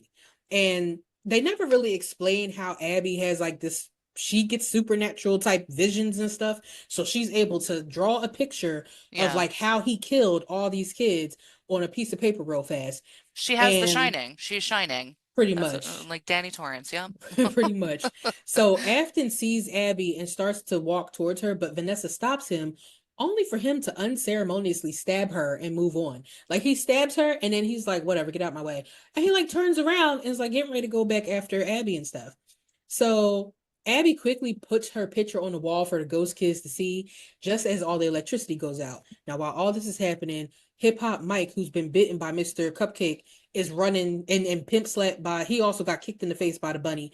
He's running through the hallways. He gets back to the breaker just in time to turn it back on because remember, the animatronics need the electricity. If you turn it off, they're not working. At least they're not working well. There's some type of glitch there. But he turned it back on so that they could get the full picture of what the yellow bunny has done to them. And so the ghost kids start to remember the truth about the yellow bunny and they go after Afton instead. And Cupcake starts by biting him like right in his like side. And that basically sets off the spring locks in the suit, which like Meghan talked about earlier, it's his rib cage and it starts collapsing in on his rib cage. And each section one by one starts closing in, which again in the game it's like the ribs, the arms, the legs, like everything starts closing in on the Yeah. person. And that's basically what's happening to him. And so Abby, Mike, and Vanessa, well, Mike kind of drags Vanessa out. They leave Freddy's as the place starts to collapse, and the animatronics are dragging Afton away. So the next day or a few weeks later or something like that, they don't really tell you how much time has passed, but it's a little bit later. Dr. Lillian is happy to see Abby's progress because now Abby's not talking to imaginary people anymore. She has real friends. She's among a bunch of kids. She's drawing Hooray. pictures that don't have dead animal bunny people in there anymore. Um, Progress. Yep. right. Hmm. And Mike stops by the hospital to see Vanessa, who's in a coma on a ventilator. Yeah. Wow. I didn't think that she was going to be that injured, and He got her that's really good. Like he stabbed her kind of in the stomach he though. did. He probably got her whole like biliary system on the one side She has an ostomy bag somewhere probably, but somewhere. I felt like this is going to be bad. I felt like they just should have killed her. Like I think that just would have been the best thing. Like he should have looked at her and saw she was dead and just was like, "Oh shit, well, I'm leaving," and that would have been that. Because it's like for you, and I'll say right now, like they don't come back and say that she's okay or anything like it. It's Right. and basically this is the end of the movie with her in a damn coma. Hmm. So, um, he visits her and he thanks her for being there for him and Abby, and he asks her to get better, but of course he touches her hand. She doesn't squeeze it, so she's unresponsive. And I even thought like when they showed him hug like grabbing her hand that she was gonna squeeze it back to give you like a hope that she's gonna get better. Right. Now her hand was just limp, so who knows? She might be brain dead at this point. Yeah. Maybe she's Sounds it. inside, but maybe she's inside one of the animatronics, like her Oh spirit God. left. That like half-assed Betty Boop one. Yeah. Right, right. She's just a torso. Hmm. So Abby, they go home and Abby feels bad for the ghost kids and because they're all alone and nobody's there to take care of them. So she asks Mike if they could go visit one day, and he fights the urge to immediately say hell no, but instead says like, you'll never know, maybe something will happen, blah blah blah. So they show back at Freddy's. It's all dilapidated, it's all broken down, but the main ghost boy watches Afton struggle in his new animatronic home, and he shuts the door on him like this was Saw and the game was over. Yep. Like he like slowly shuts the door on him. Game And over. so, right? And so the end credits start to play and they're singing a song. I'm gonna sing a song for you again. And it's a robotic voice, which I can't do. I wish I had a voice changer because I would definitely do it in the voice changer. But it's like Five Nights at Freddy's. Is this where you wanna be? I just don't get it. Why do you wanna stay? We don't know. We don't know any of that. Why? Like it's asking, are you sure you want to be here? Why'd you want to I be wish here? that was the real commercial song. Like that when they were like advertising the place, Yes. where they it was just like it sounds happy, but it's actually like, are you sure you want to come Right. here? Like That would have been good. I'd have liked that. I probably would have went there because of that. Like, is this where you want to stay? Yes, it you're like, is. well, I wasn't wanting to go there until you put it like that, and now I really Right. want to go there. So, Right now yeah. I'm curious. Right, right, right, right. So now I'm gonna ask you, did you watch all the end credits or did you not? I don't know, actually. I'm drawing a blank right now. I don't think you did. I forget what I watched this on. I'm trying to remember because I I just think you got watched it on Hulu okay, yeah, that makes sense. I watched it on Hulu. or Peacock, one of them. Oh yeah, no, I think it was Peacock. A few of my services have this habit. I think I need to like turn this off or something, Oh, it where goes to the next thing. it just goes to the next thing when I sometimes want to be on the credits. So I You might can have there missed might it. be a button on it because my stuff does it too, but I click hide or like stop or something and it goes back to Yeah, the yeah. regular thing. Okay. But I will say this, there's a small like mid-credit scene where Hmm. like the taxi driver is in his car. Oh, I did see that. I saw that. There's that, and like somebody's knocking on his door and he's like, no, I'm not taking anybody, and he has an eye mask on, and when he takes his eye mask off, there's like a tiny little like statue animatronic type thing sitting in the passenger seat, and it scares him half to death. But if you watched all the way through to the very, very, very end, there is a robotic voice that spells out the words, "Come find me." Oh, I And don't it's like that. very distorted, very robotic, and it's like, see, Oh, I'm glad I didn't hear that shit. No, I missed that part.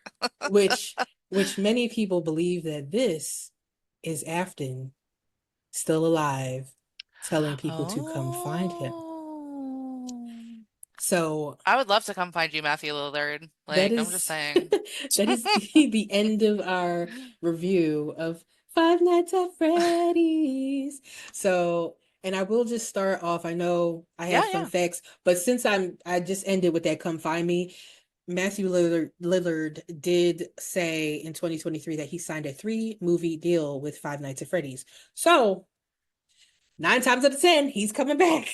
I like that. I don't know if I want to watch three of these. Well, the second movie and the third movie are going to follow the second game and the third game, respectively. So, Okay, and I don't interesting. know anything about them unless the lore thing I watched covered all that too. I have no idea. So, The only but reason I say that mm, right here and now today, based on only this information and not any game information other than what you gave, is that I'm just like, where are they gonna take it? Like, it's hard for right. me to envision two more movies about like it's just gonna be more animatronics and Matthew Lillard, which is like Matthew Lillard, yes, but like, Yeah, you and I know? mean, I'll be honest with you, there's so much like they could do Okay. because this game came out 10 years ago and there's like 10 different games and there's a Yeah. whole bunch of like iterations of things and there's a lot of stuff I have no idea about that I didn't explore. So I know they Mm-hmm. have a lot of material that they can use. Okay. Um, there's a new Freddy game coming out in June that people are hype about at this point, and it's talking about different people. It's still Mm-hmm. the same animatronics, but there's like different characters and stuff. So I don't know, but yeah, that's interesting. So, and the second Five Nights at Freddy's is coming out 2025, so this year. So don't know Okay. when. I think it's fall sometime, but it'll be out. I'm not going to see it in the movies. Just fair warning. I will wait until it comes on Tubi. That's So interesting. Like, no, because I just looked up the original game and it says it was actually made, it wasn't just made for like Switch, PlayStation 4, Xbox. It was also made for Android. And I was like, yeah, that's interesting. Okay. yeah, Also, what's really funny about the original art, you guys probably can't see. yep, He looks like he's like, yeah. he's like, his He has a face very is funny. interesting face. Yeah, yeah, yeah, his face is funny. Anyway, continue. And I think that's like the classic Freddy. The golden Freddy looks a little different. Yeah. So, but I will give you my fun facts. Fun facts. So, of course, we talk about the budget and the box office for this. This movie had a budget of $20 million, but it was a massive financial success, grossing over $297 million worldwide. Wow. It is one of the highest grossing horror films of 2023. And to add, this was a Blumhouse fucking movie, which I do not like Blumhouse movies, but it is the most successful Blumhouse movie to date. And Jason Blum has said that this series is the top priority of Blumhouse. Well, So they're putting all their efforts into this movie franchise. hmm, Now, okay. FNAF had the biggest opening weekend for a horror film in 2023 because it made 80 million domestically and 130 million globally for the first few days it was out. Hmm. And critics were not impressed with this movie. Oh, let me just say this too. I forgot. I didn't write it down, but I do remember it. The only movie that has beaten this movie to date, as far as video game adaptations, is the 2023 Super Mario Brothers movie. That is the only movie that has beaten FNAF out. Every Hmm. other iteration of a video game movie that came out, like Sonic, the old Super Mario Brother games, anything like that, none of them have beat FNAF except for the new Super Mario game, a movie. I So get it. I did yeah, not see that one. I'm not me that into neither. Super Mario, but you know, if when you go with certain classics, you kind of can't go wrong. So I get it. Sure, I they get it. need to make a Donkey Kong movie. Then I'm all in. I'm Yes. all in. I'm with it. Um, and so the critics were not impressed with this movie, but it was a massive success with, excuse me, its target audiences. Um, and it wasn't the scariest movie, of course, but it was a very faithful adaptation that people were very happy with. So going into the critic reviews, Rotten Tomatoes gave this a 30% score. That's the critic score, but the audience score was over 85. Mm. Metacritic gave it a 40 out of 100, indicating it's mixed or average from the critics. IGN rated it 5 out of 10, calling it faithful to the game but lacking in real horror. But they did praise the animatronics and any Easter eggs that were found throughout the game, but the scares were too tame. Hollywood Reporter criticized the game for being too focused on lore and fan service, which made it less effective as a standalone horror movie, which I can kind of agree with. It is, if you haven't seen the video game and you just watch this movie, it's just like, okay, it's a movie. But if you're a person who played that video game, it's Yeah. like the actual design of Freddy Fazbear's Pizzeria is like completely spot on. It's so accurate. The way that the animatronics look, so accurate.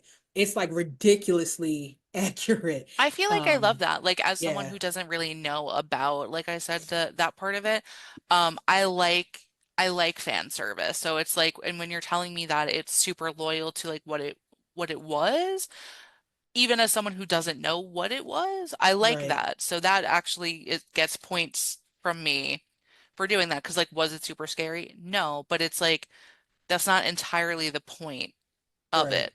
Right. Especially since their core audience, who they're trying to get are the loyal Five Nights at Right. Freddy's, players and those people who know that video game franchise, which is Hmm. massive. It's a big franchise on its own. It's very popular. And so Right. people are like, "Hey, we're here for that." But, we'll get to the fan reactions in a minute. Yeah, yeah. Variety said the film was more fun than scary, comparing it to Stranger Things, with the animatronics instead of Demogorgons. And Ebert, I've been trying to practice his name too. I've been trying to practice Ebert because I always say Egbert. Egbert. It does look like Egbert. RogerEbert.com. Yeah. Right. So RogerEbert.com gave it 1.5 out of 4 stars, saying the movie was a hollow attempt at horror that forgot to be frightening. So fans loved this movie, especially for its accuracy to the game, the animatronics, and Matthew Lillard's performance. They thought it was spot Yay. on. Um, but many casual horror fans and critics expected this to be scarier and more intense. But it's a PG-13 movie, and honestly, it was made that way on purpose because Tammy, the director, was like, I want to make sure I can get everybody to see this movie, not just adults, but I want kids that have played Five Nights at Freddy's to also be able to see it. And so she purposely made it less scary. Okay. Um, and some fans were very disappointed in the lack of brutal deaths, especially because Blumhouse made Megan and Halloween, and those are both movies that have much more gore. Mm, And so they expected more from it. Um, and so that there's that about that. So now sure. moving on to the animatronics, you might like this.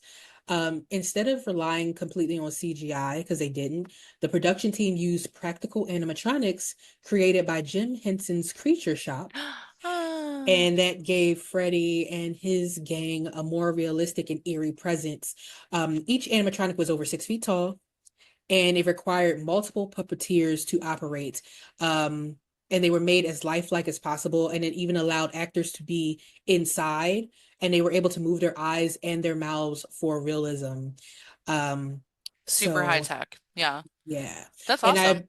I believe at one point I might not have written it down, but I saw that it took like I think 9 different puppeteers to move the puppets at certain Sure. points. Sure. So yeah, it was a lot. That makes Now, sense. That's really cool. yeah. Because they did look good. You know what I mean? Like they look good, so I'm happy to hear that. And I'm always happy to hear about Jim Henson's involvement with anything. Yep. Yep. So no CGI, just all practical effects and a billion different puppeteers working on them. They said the only time like when they were walking, like the person inside could move the head a lot of times, but like the puppeteers were helping them like move It's and probably too stuff like heavy. that. Yeah. Yeah. Yeah, yeah. Yeah. So Wow. interesting. That's very cool. Now, this story was inspired by 80s horror.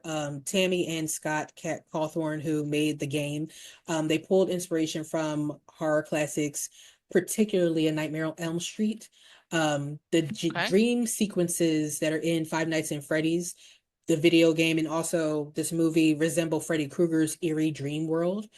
Child's Play, Mm, animatronic horror with a creepy antagonist. hmm. And then a movie called Willy's Wonderland, which I don't know of, but it's our guy Nicolas Cage. Oh God. A similar animatronic movie starring Nicolas Cage that released in 2021, and it's often compared to FNAF. So I don't know nothing about Willy's Wonderland. Might have to add it to the list along with Dinosaur Hotel. I Anyway, don't know. It sounds terrible. Hold on. Let's look. Oh, the cover just looks absolutely ridiculous. does it? Yeah. Because I didn't Looks- look it up at all. I just was like, oh, Nicolas Cage again. I'm gonna ask you hmm What to do I look at think? the cover. Okay. It So, looks nuts. It's absolutely insane. Well, oh wow. no. Those puppets look horrible. What is that in the middle? I wish you guys could see this. Is it like a chicken or like a weasel or I don't know what like a that is, vampire ferret? I'm but not then they sure. have like Nicolas Cage very airbrushed and beautiful in the background. Yeah, it's really Um, bad. I would say if you guys aren't familiar with this, you also should check out the Please, cover for please Willy's Google it. Wonderland. It's crazy. It's very interesting. Yeah. Wait, it says I see like a little Reddit post that says I just watched Willy's Wonderland. It's about a man whose car breaks down in the middle of a small town and a mechanic tows his car to a garage. And then some weird stuff happens. Uh, Wait, it says when his car breaks down, um a quiet loner agrees to clean an abandoned family fun center in exchange for repairs. He soon finds himself waging war against possessed animatronic mascots while trapped inside of Willy's Wonderland. no. This got a 61% on Rotten Tomatoes, Oh a my God. 5.5 out of 10 on IMDb. 79% of users like this movie. Well, Interesting. well, okay. That budget was $5 million. I don't know how much they made though. So interesting, but yeah, so there's that. But okay, so this movie also has been compared to Megan for its balance of creepy animatronics and humor. It's also been compared to Stranger Things for its focus on personal relationships rather than full-on terror and its 80s aesthetic. And the Banana Splits movie from 2019, which another movie I have no idea what that is, which also was a family-friendly on animatronic show. It was made scary, delving into more slasher horror, Hmm, which is what the FNAF fans wanted, but they did not get. right. So, and then again, I said Matthew Lillard signed a three picture deal with FNAF, and with the second and third games following the events of the second and third movies following the events of the second and third games. So Okay. those are all my fun facts, Wow. and They were some I fun facts. Yeah. they were, yay. So I'm going to ask you, because we've been holding our tongues about this movie. We have not talked to each other at all about this movie. So I want to know, what are your thoughts on Five Nights at Freddy's? Do you really want to be here? I don't know the words. I'm just making it up. Um, I was doing like a Carlton dance too. I don't know where that came from. But so I actually liked it.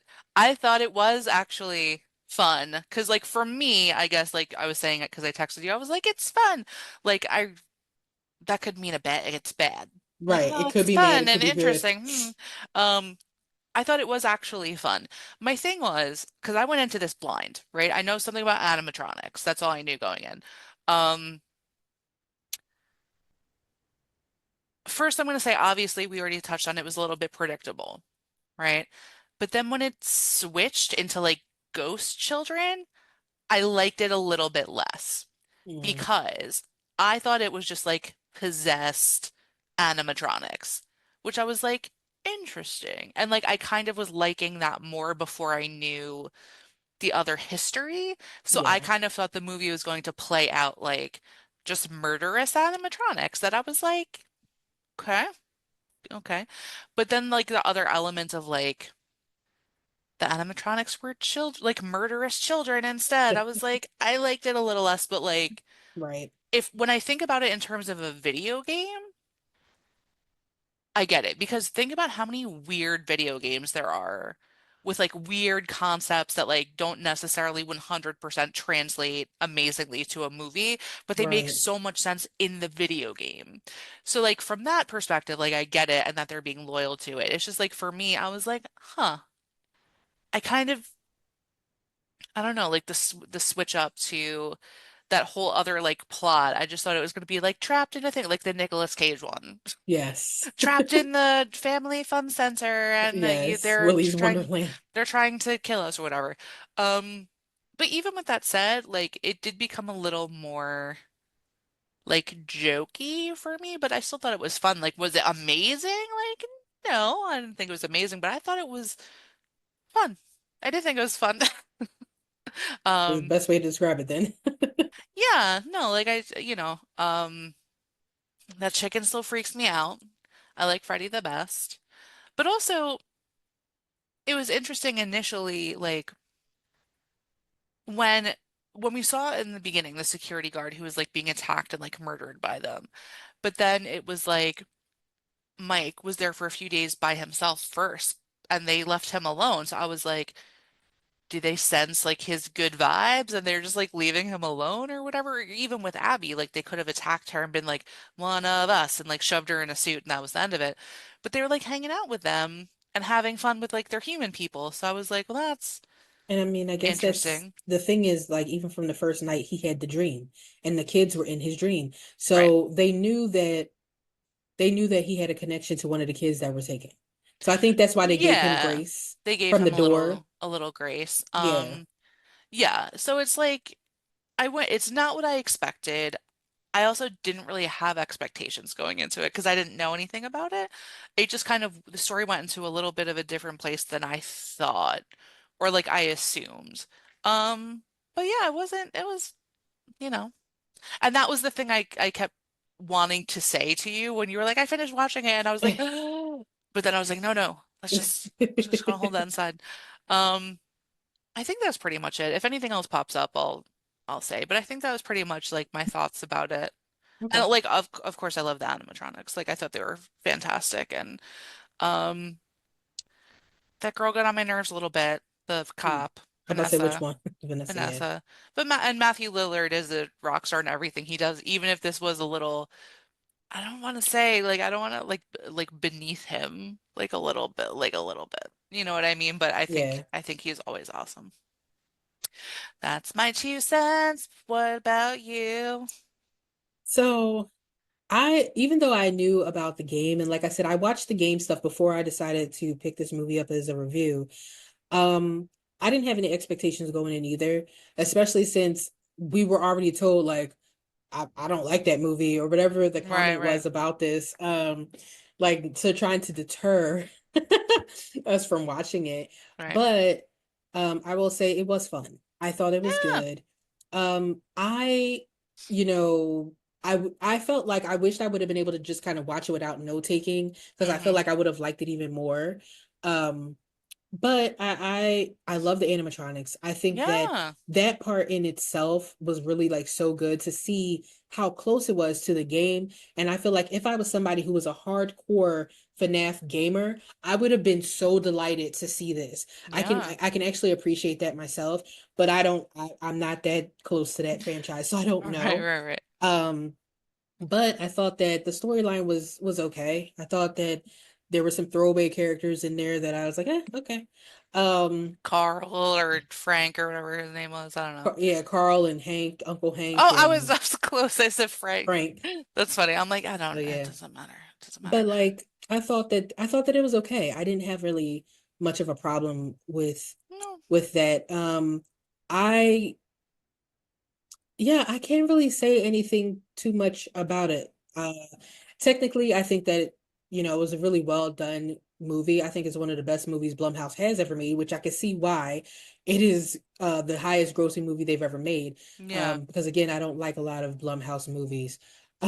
They're trash most times. Mm-hmm. So, um, and I know that is an opinion, and I know that I am not on the like a lot of people will not like that opinion that I feel like Blumhouse movies are trash. You could pick and choose. I feel the same way about A24. But A24 has some good movies, but a lot of times A24 movies are weird as fuck.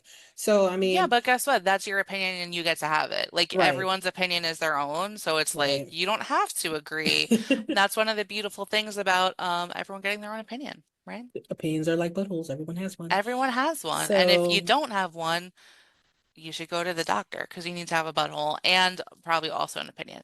BetterHelp.com will help you find your opinion. that's funny. There we You go.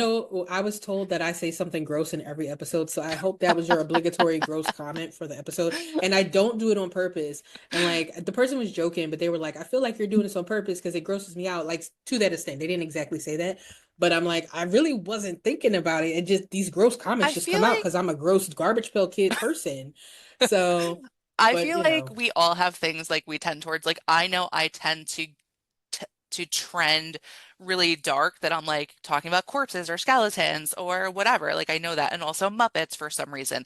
Those things do not go hand in hand. I don't know why I'm interested in both of them, but I get it. But no, everyone has to have like a moment. But I think that's funny. You said garbage pail kid. You're like, I'm yeah. a garbage pail kid. So Yeah, and I guess I mean, though I don't like farts or burps, I tend to gravitate towards gross bodily things as well.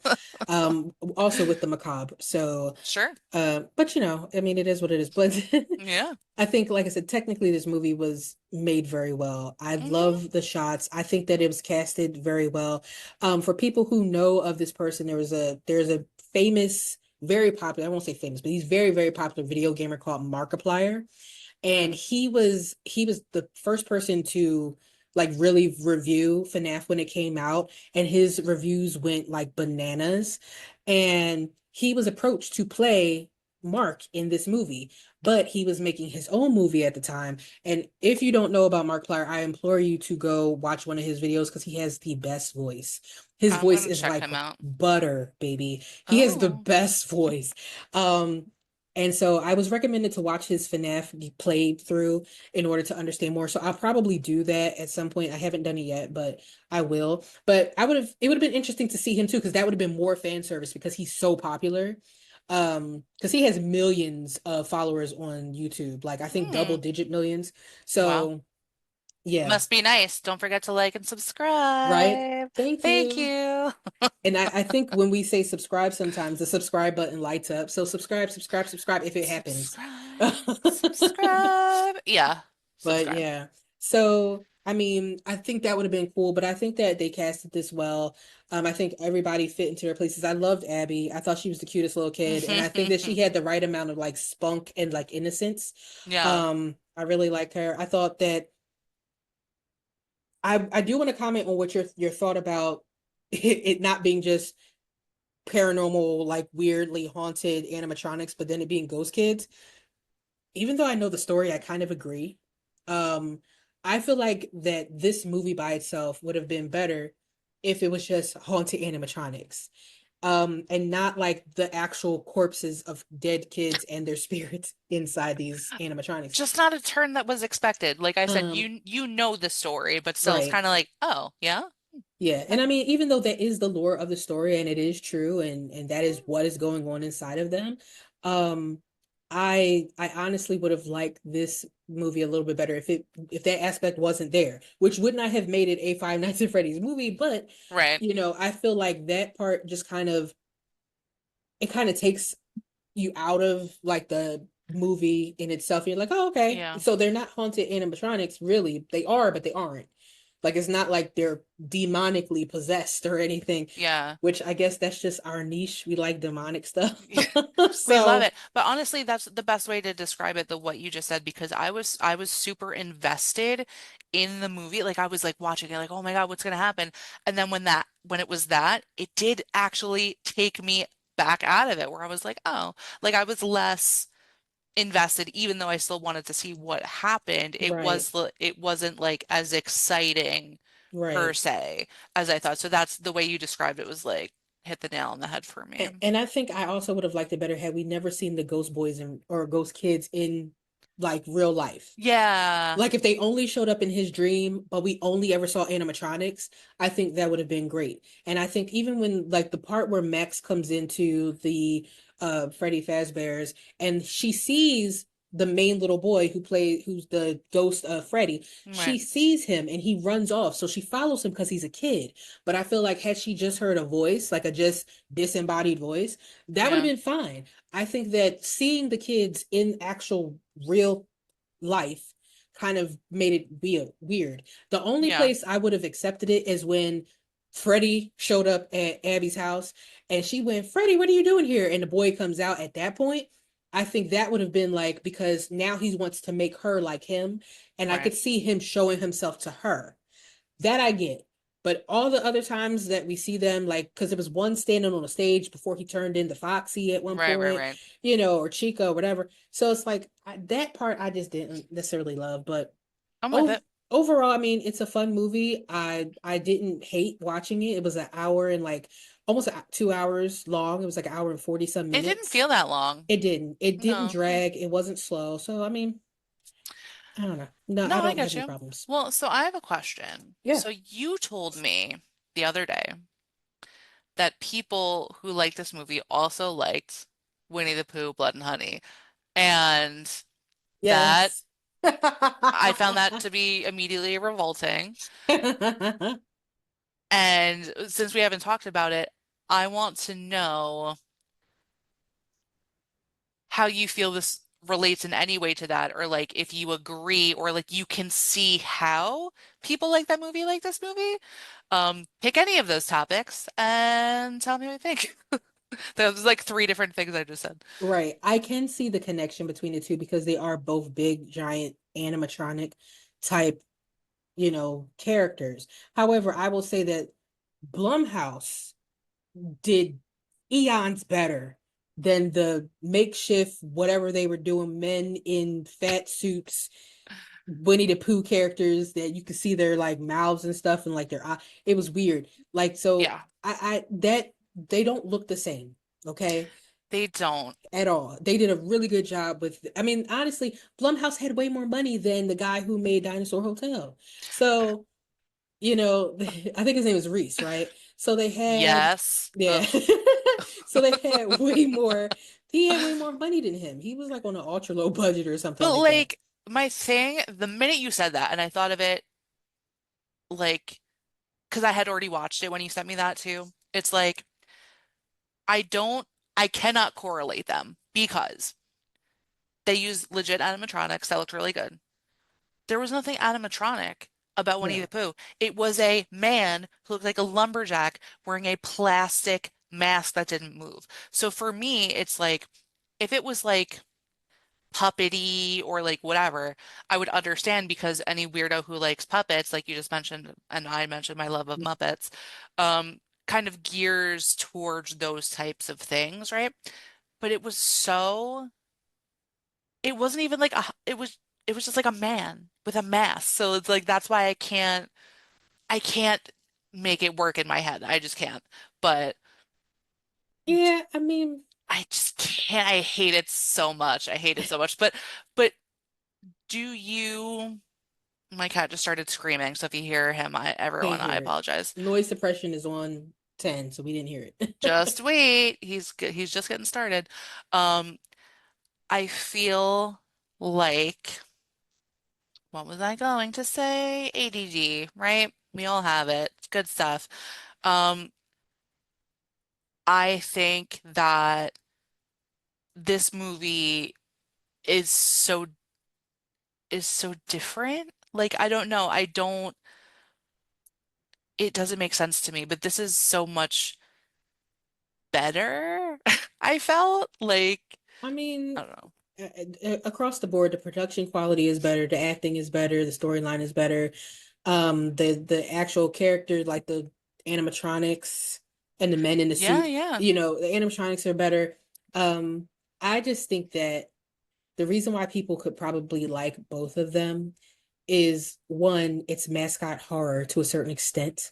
So if you're looking for mascot horror, Winnie the Pooh can fall into that to a certain degree, and it's supposed to be a slasher. This also is supposed to be a slasher. It's just not, That part I because get. of that PG-13. So I just think that that's really the only reason why people would like both. I guess, but even to that point, if we're talking about mascot horror, I immediately in my head I'm thinking like, okay, if we make a slasher movie where it's Gritty, the Philadelphia Flyers mascot, and also the Fanatic, who is the Phillies mascot, Yes. make put them in a slasher movie, I'm about it, right?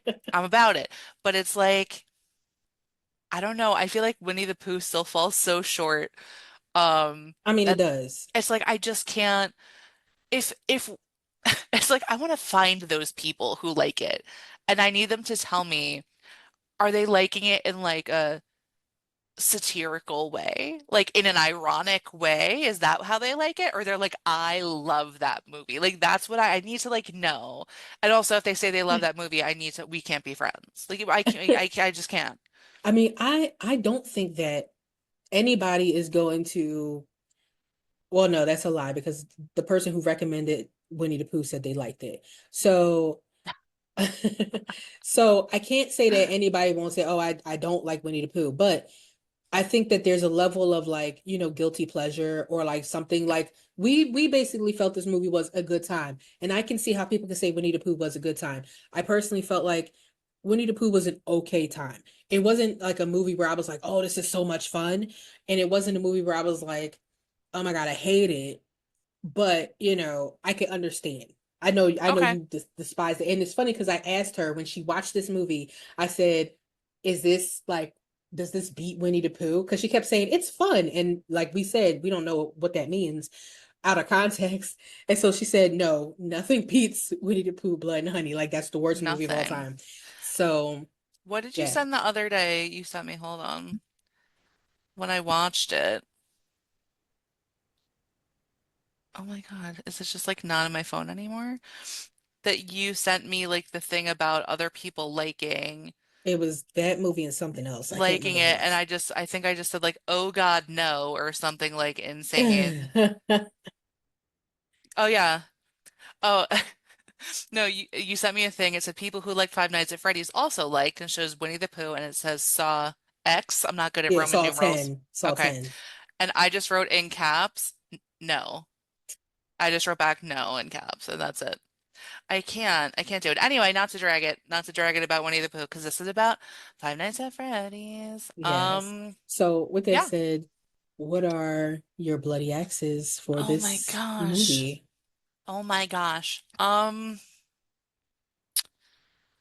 It's hard because it's like I don't want to necessarily take points off for like the story not being what I would have wanted because I feel like that's silly. Like I don't make movies, you know? Um, but it's like it got a little campy for me and it did take me out of it a little bit, but I liked so much about it. I'm gonna give it a 7. I'm gonna give it 7 Bloody Axes, which is I think that's still pretty high up there. I think Yeah, so. yeah, And Matthew Lillard gets an 11 out of 10.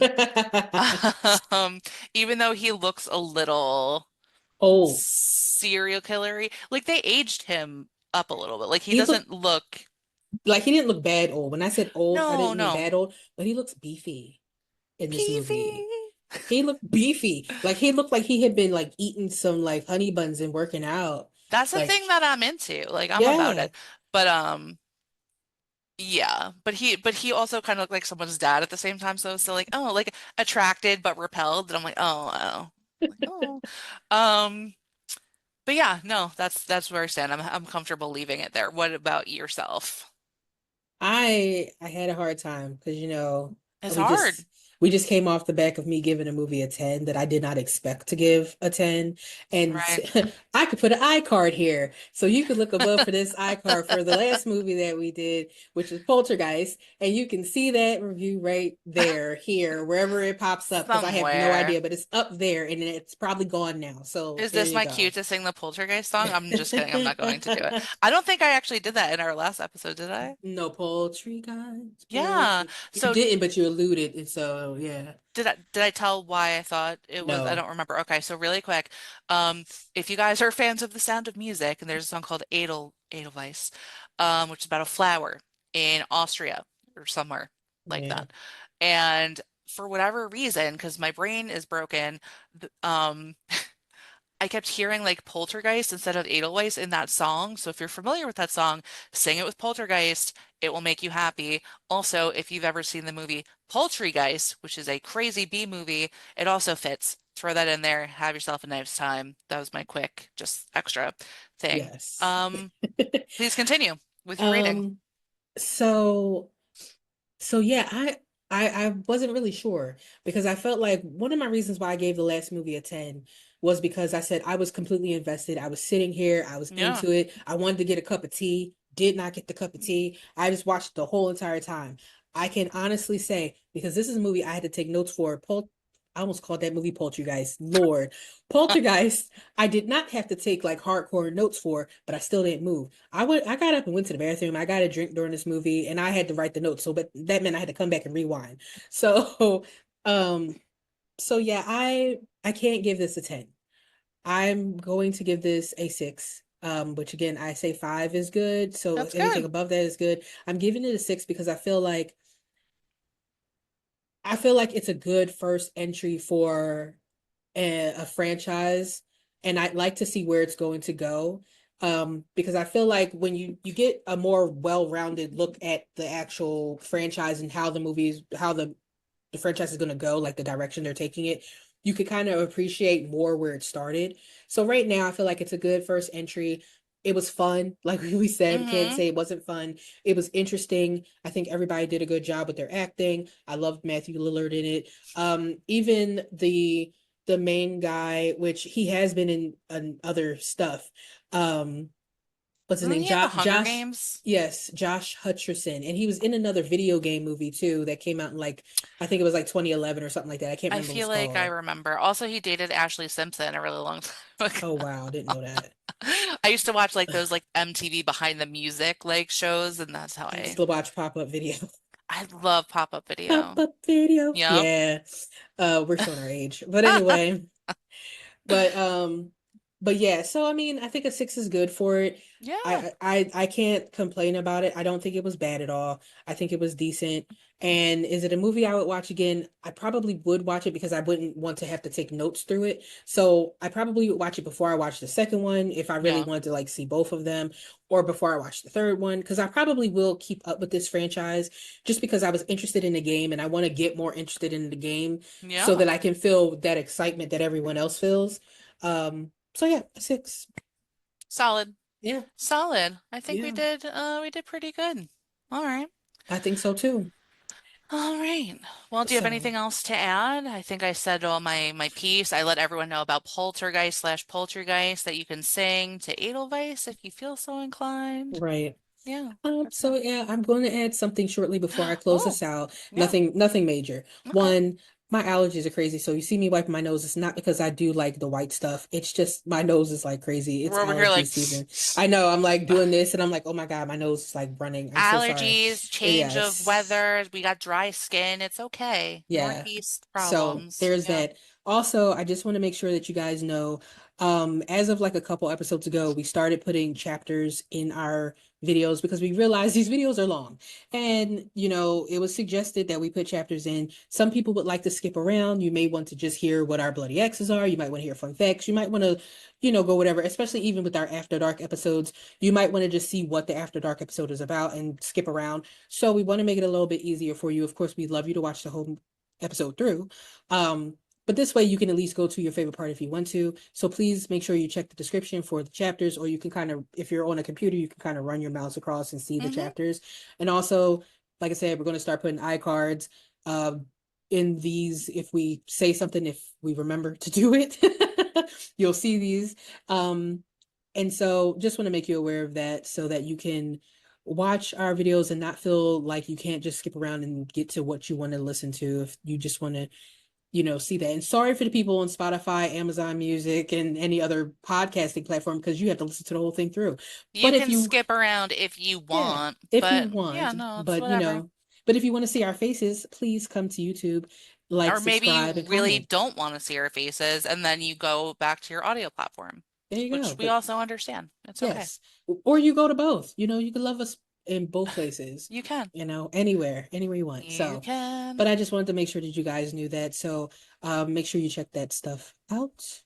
if need be. Okay. All Um, right. So, I guess with that said, I am going to close us out. So, we thank you for joining us once again for a chilling episode of the Horror Ghouls podcast. And whether you see Five Nights at Freddy's as a terrifying trip down nostalgia lane, or just a reminder never to take a night shift at a sketchy pizzeria, one thing is certain: getting too comfortable around animatronics is a rookie mistake. So, if you enjoyed this episode, please be sure to follow us at The Horror Ghouls on Instagram, Facebook, YouTube, and your favorite podcast platform for more deep dives into the eerie, the unexplained, and the downright terrifying. And please don't forget to turn on your notifications because, much like Freddy and Friends, we always come back. So, I wasn't sure where that was gonna go. I was like, we always will try to kill you in a dark place. Like, I'm not sure. we're always going to trap you inside of an animatronic body for the rest of your life so that you turn into Yeah, a corpsey, ghosty animatronic. that's So, all. right, that's what we want to do. And All right. listen, comment down below if you would be cool with that. You could just let us know. If you want to volunteer, that will make this much easier for the other people who aren't Right? Are you interested. So, volunteering as tribute? May the odds be ever in your favor yeah, if yeah. that's the case. But until next time, stay spooky. Please don't make deals with the devil in your dreams. And if the animatronics start moving on their own, it's already over for you. That's a wrap. It's true. All right. Bye. Bye, guys.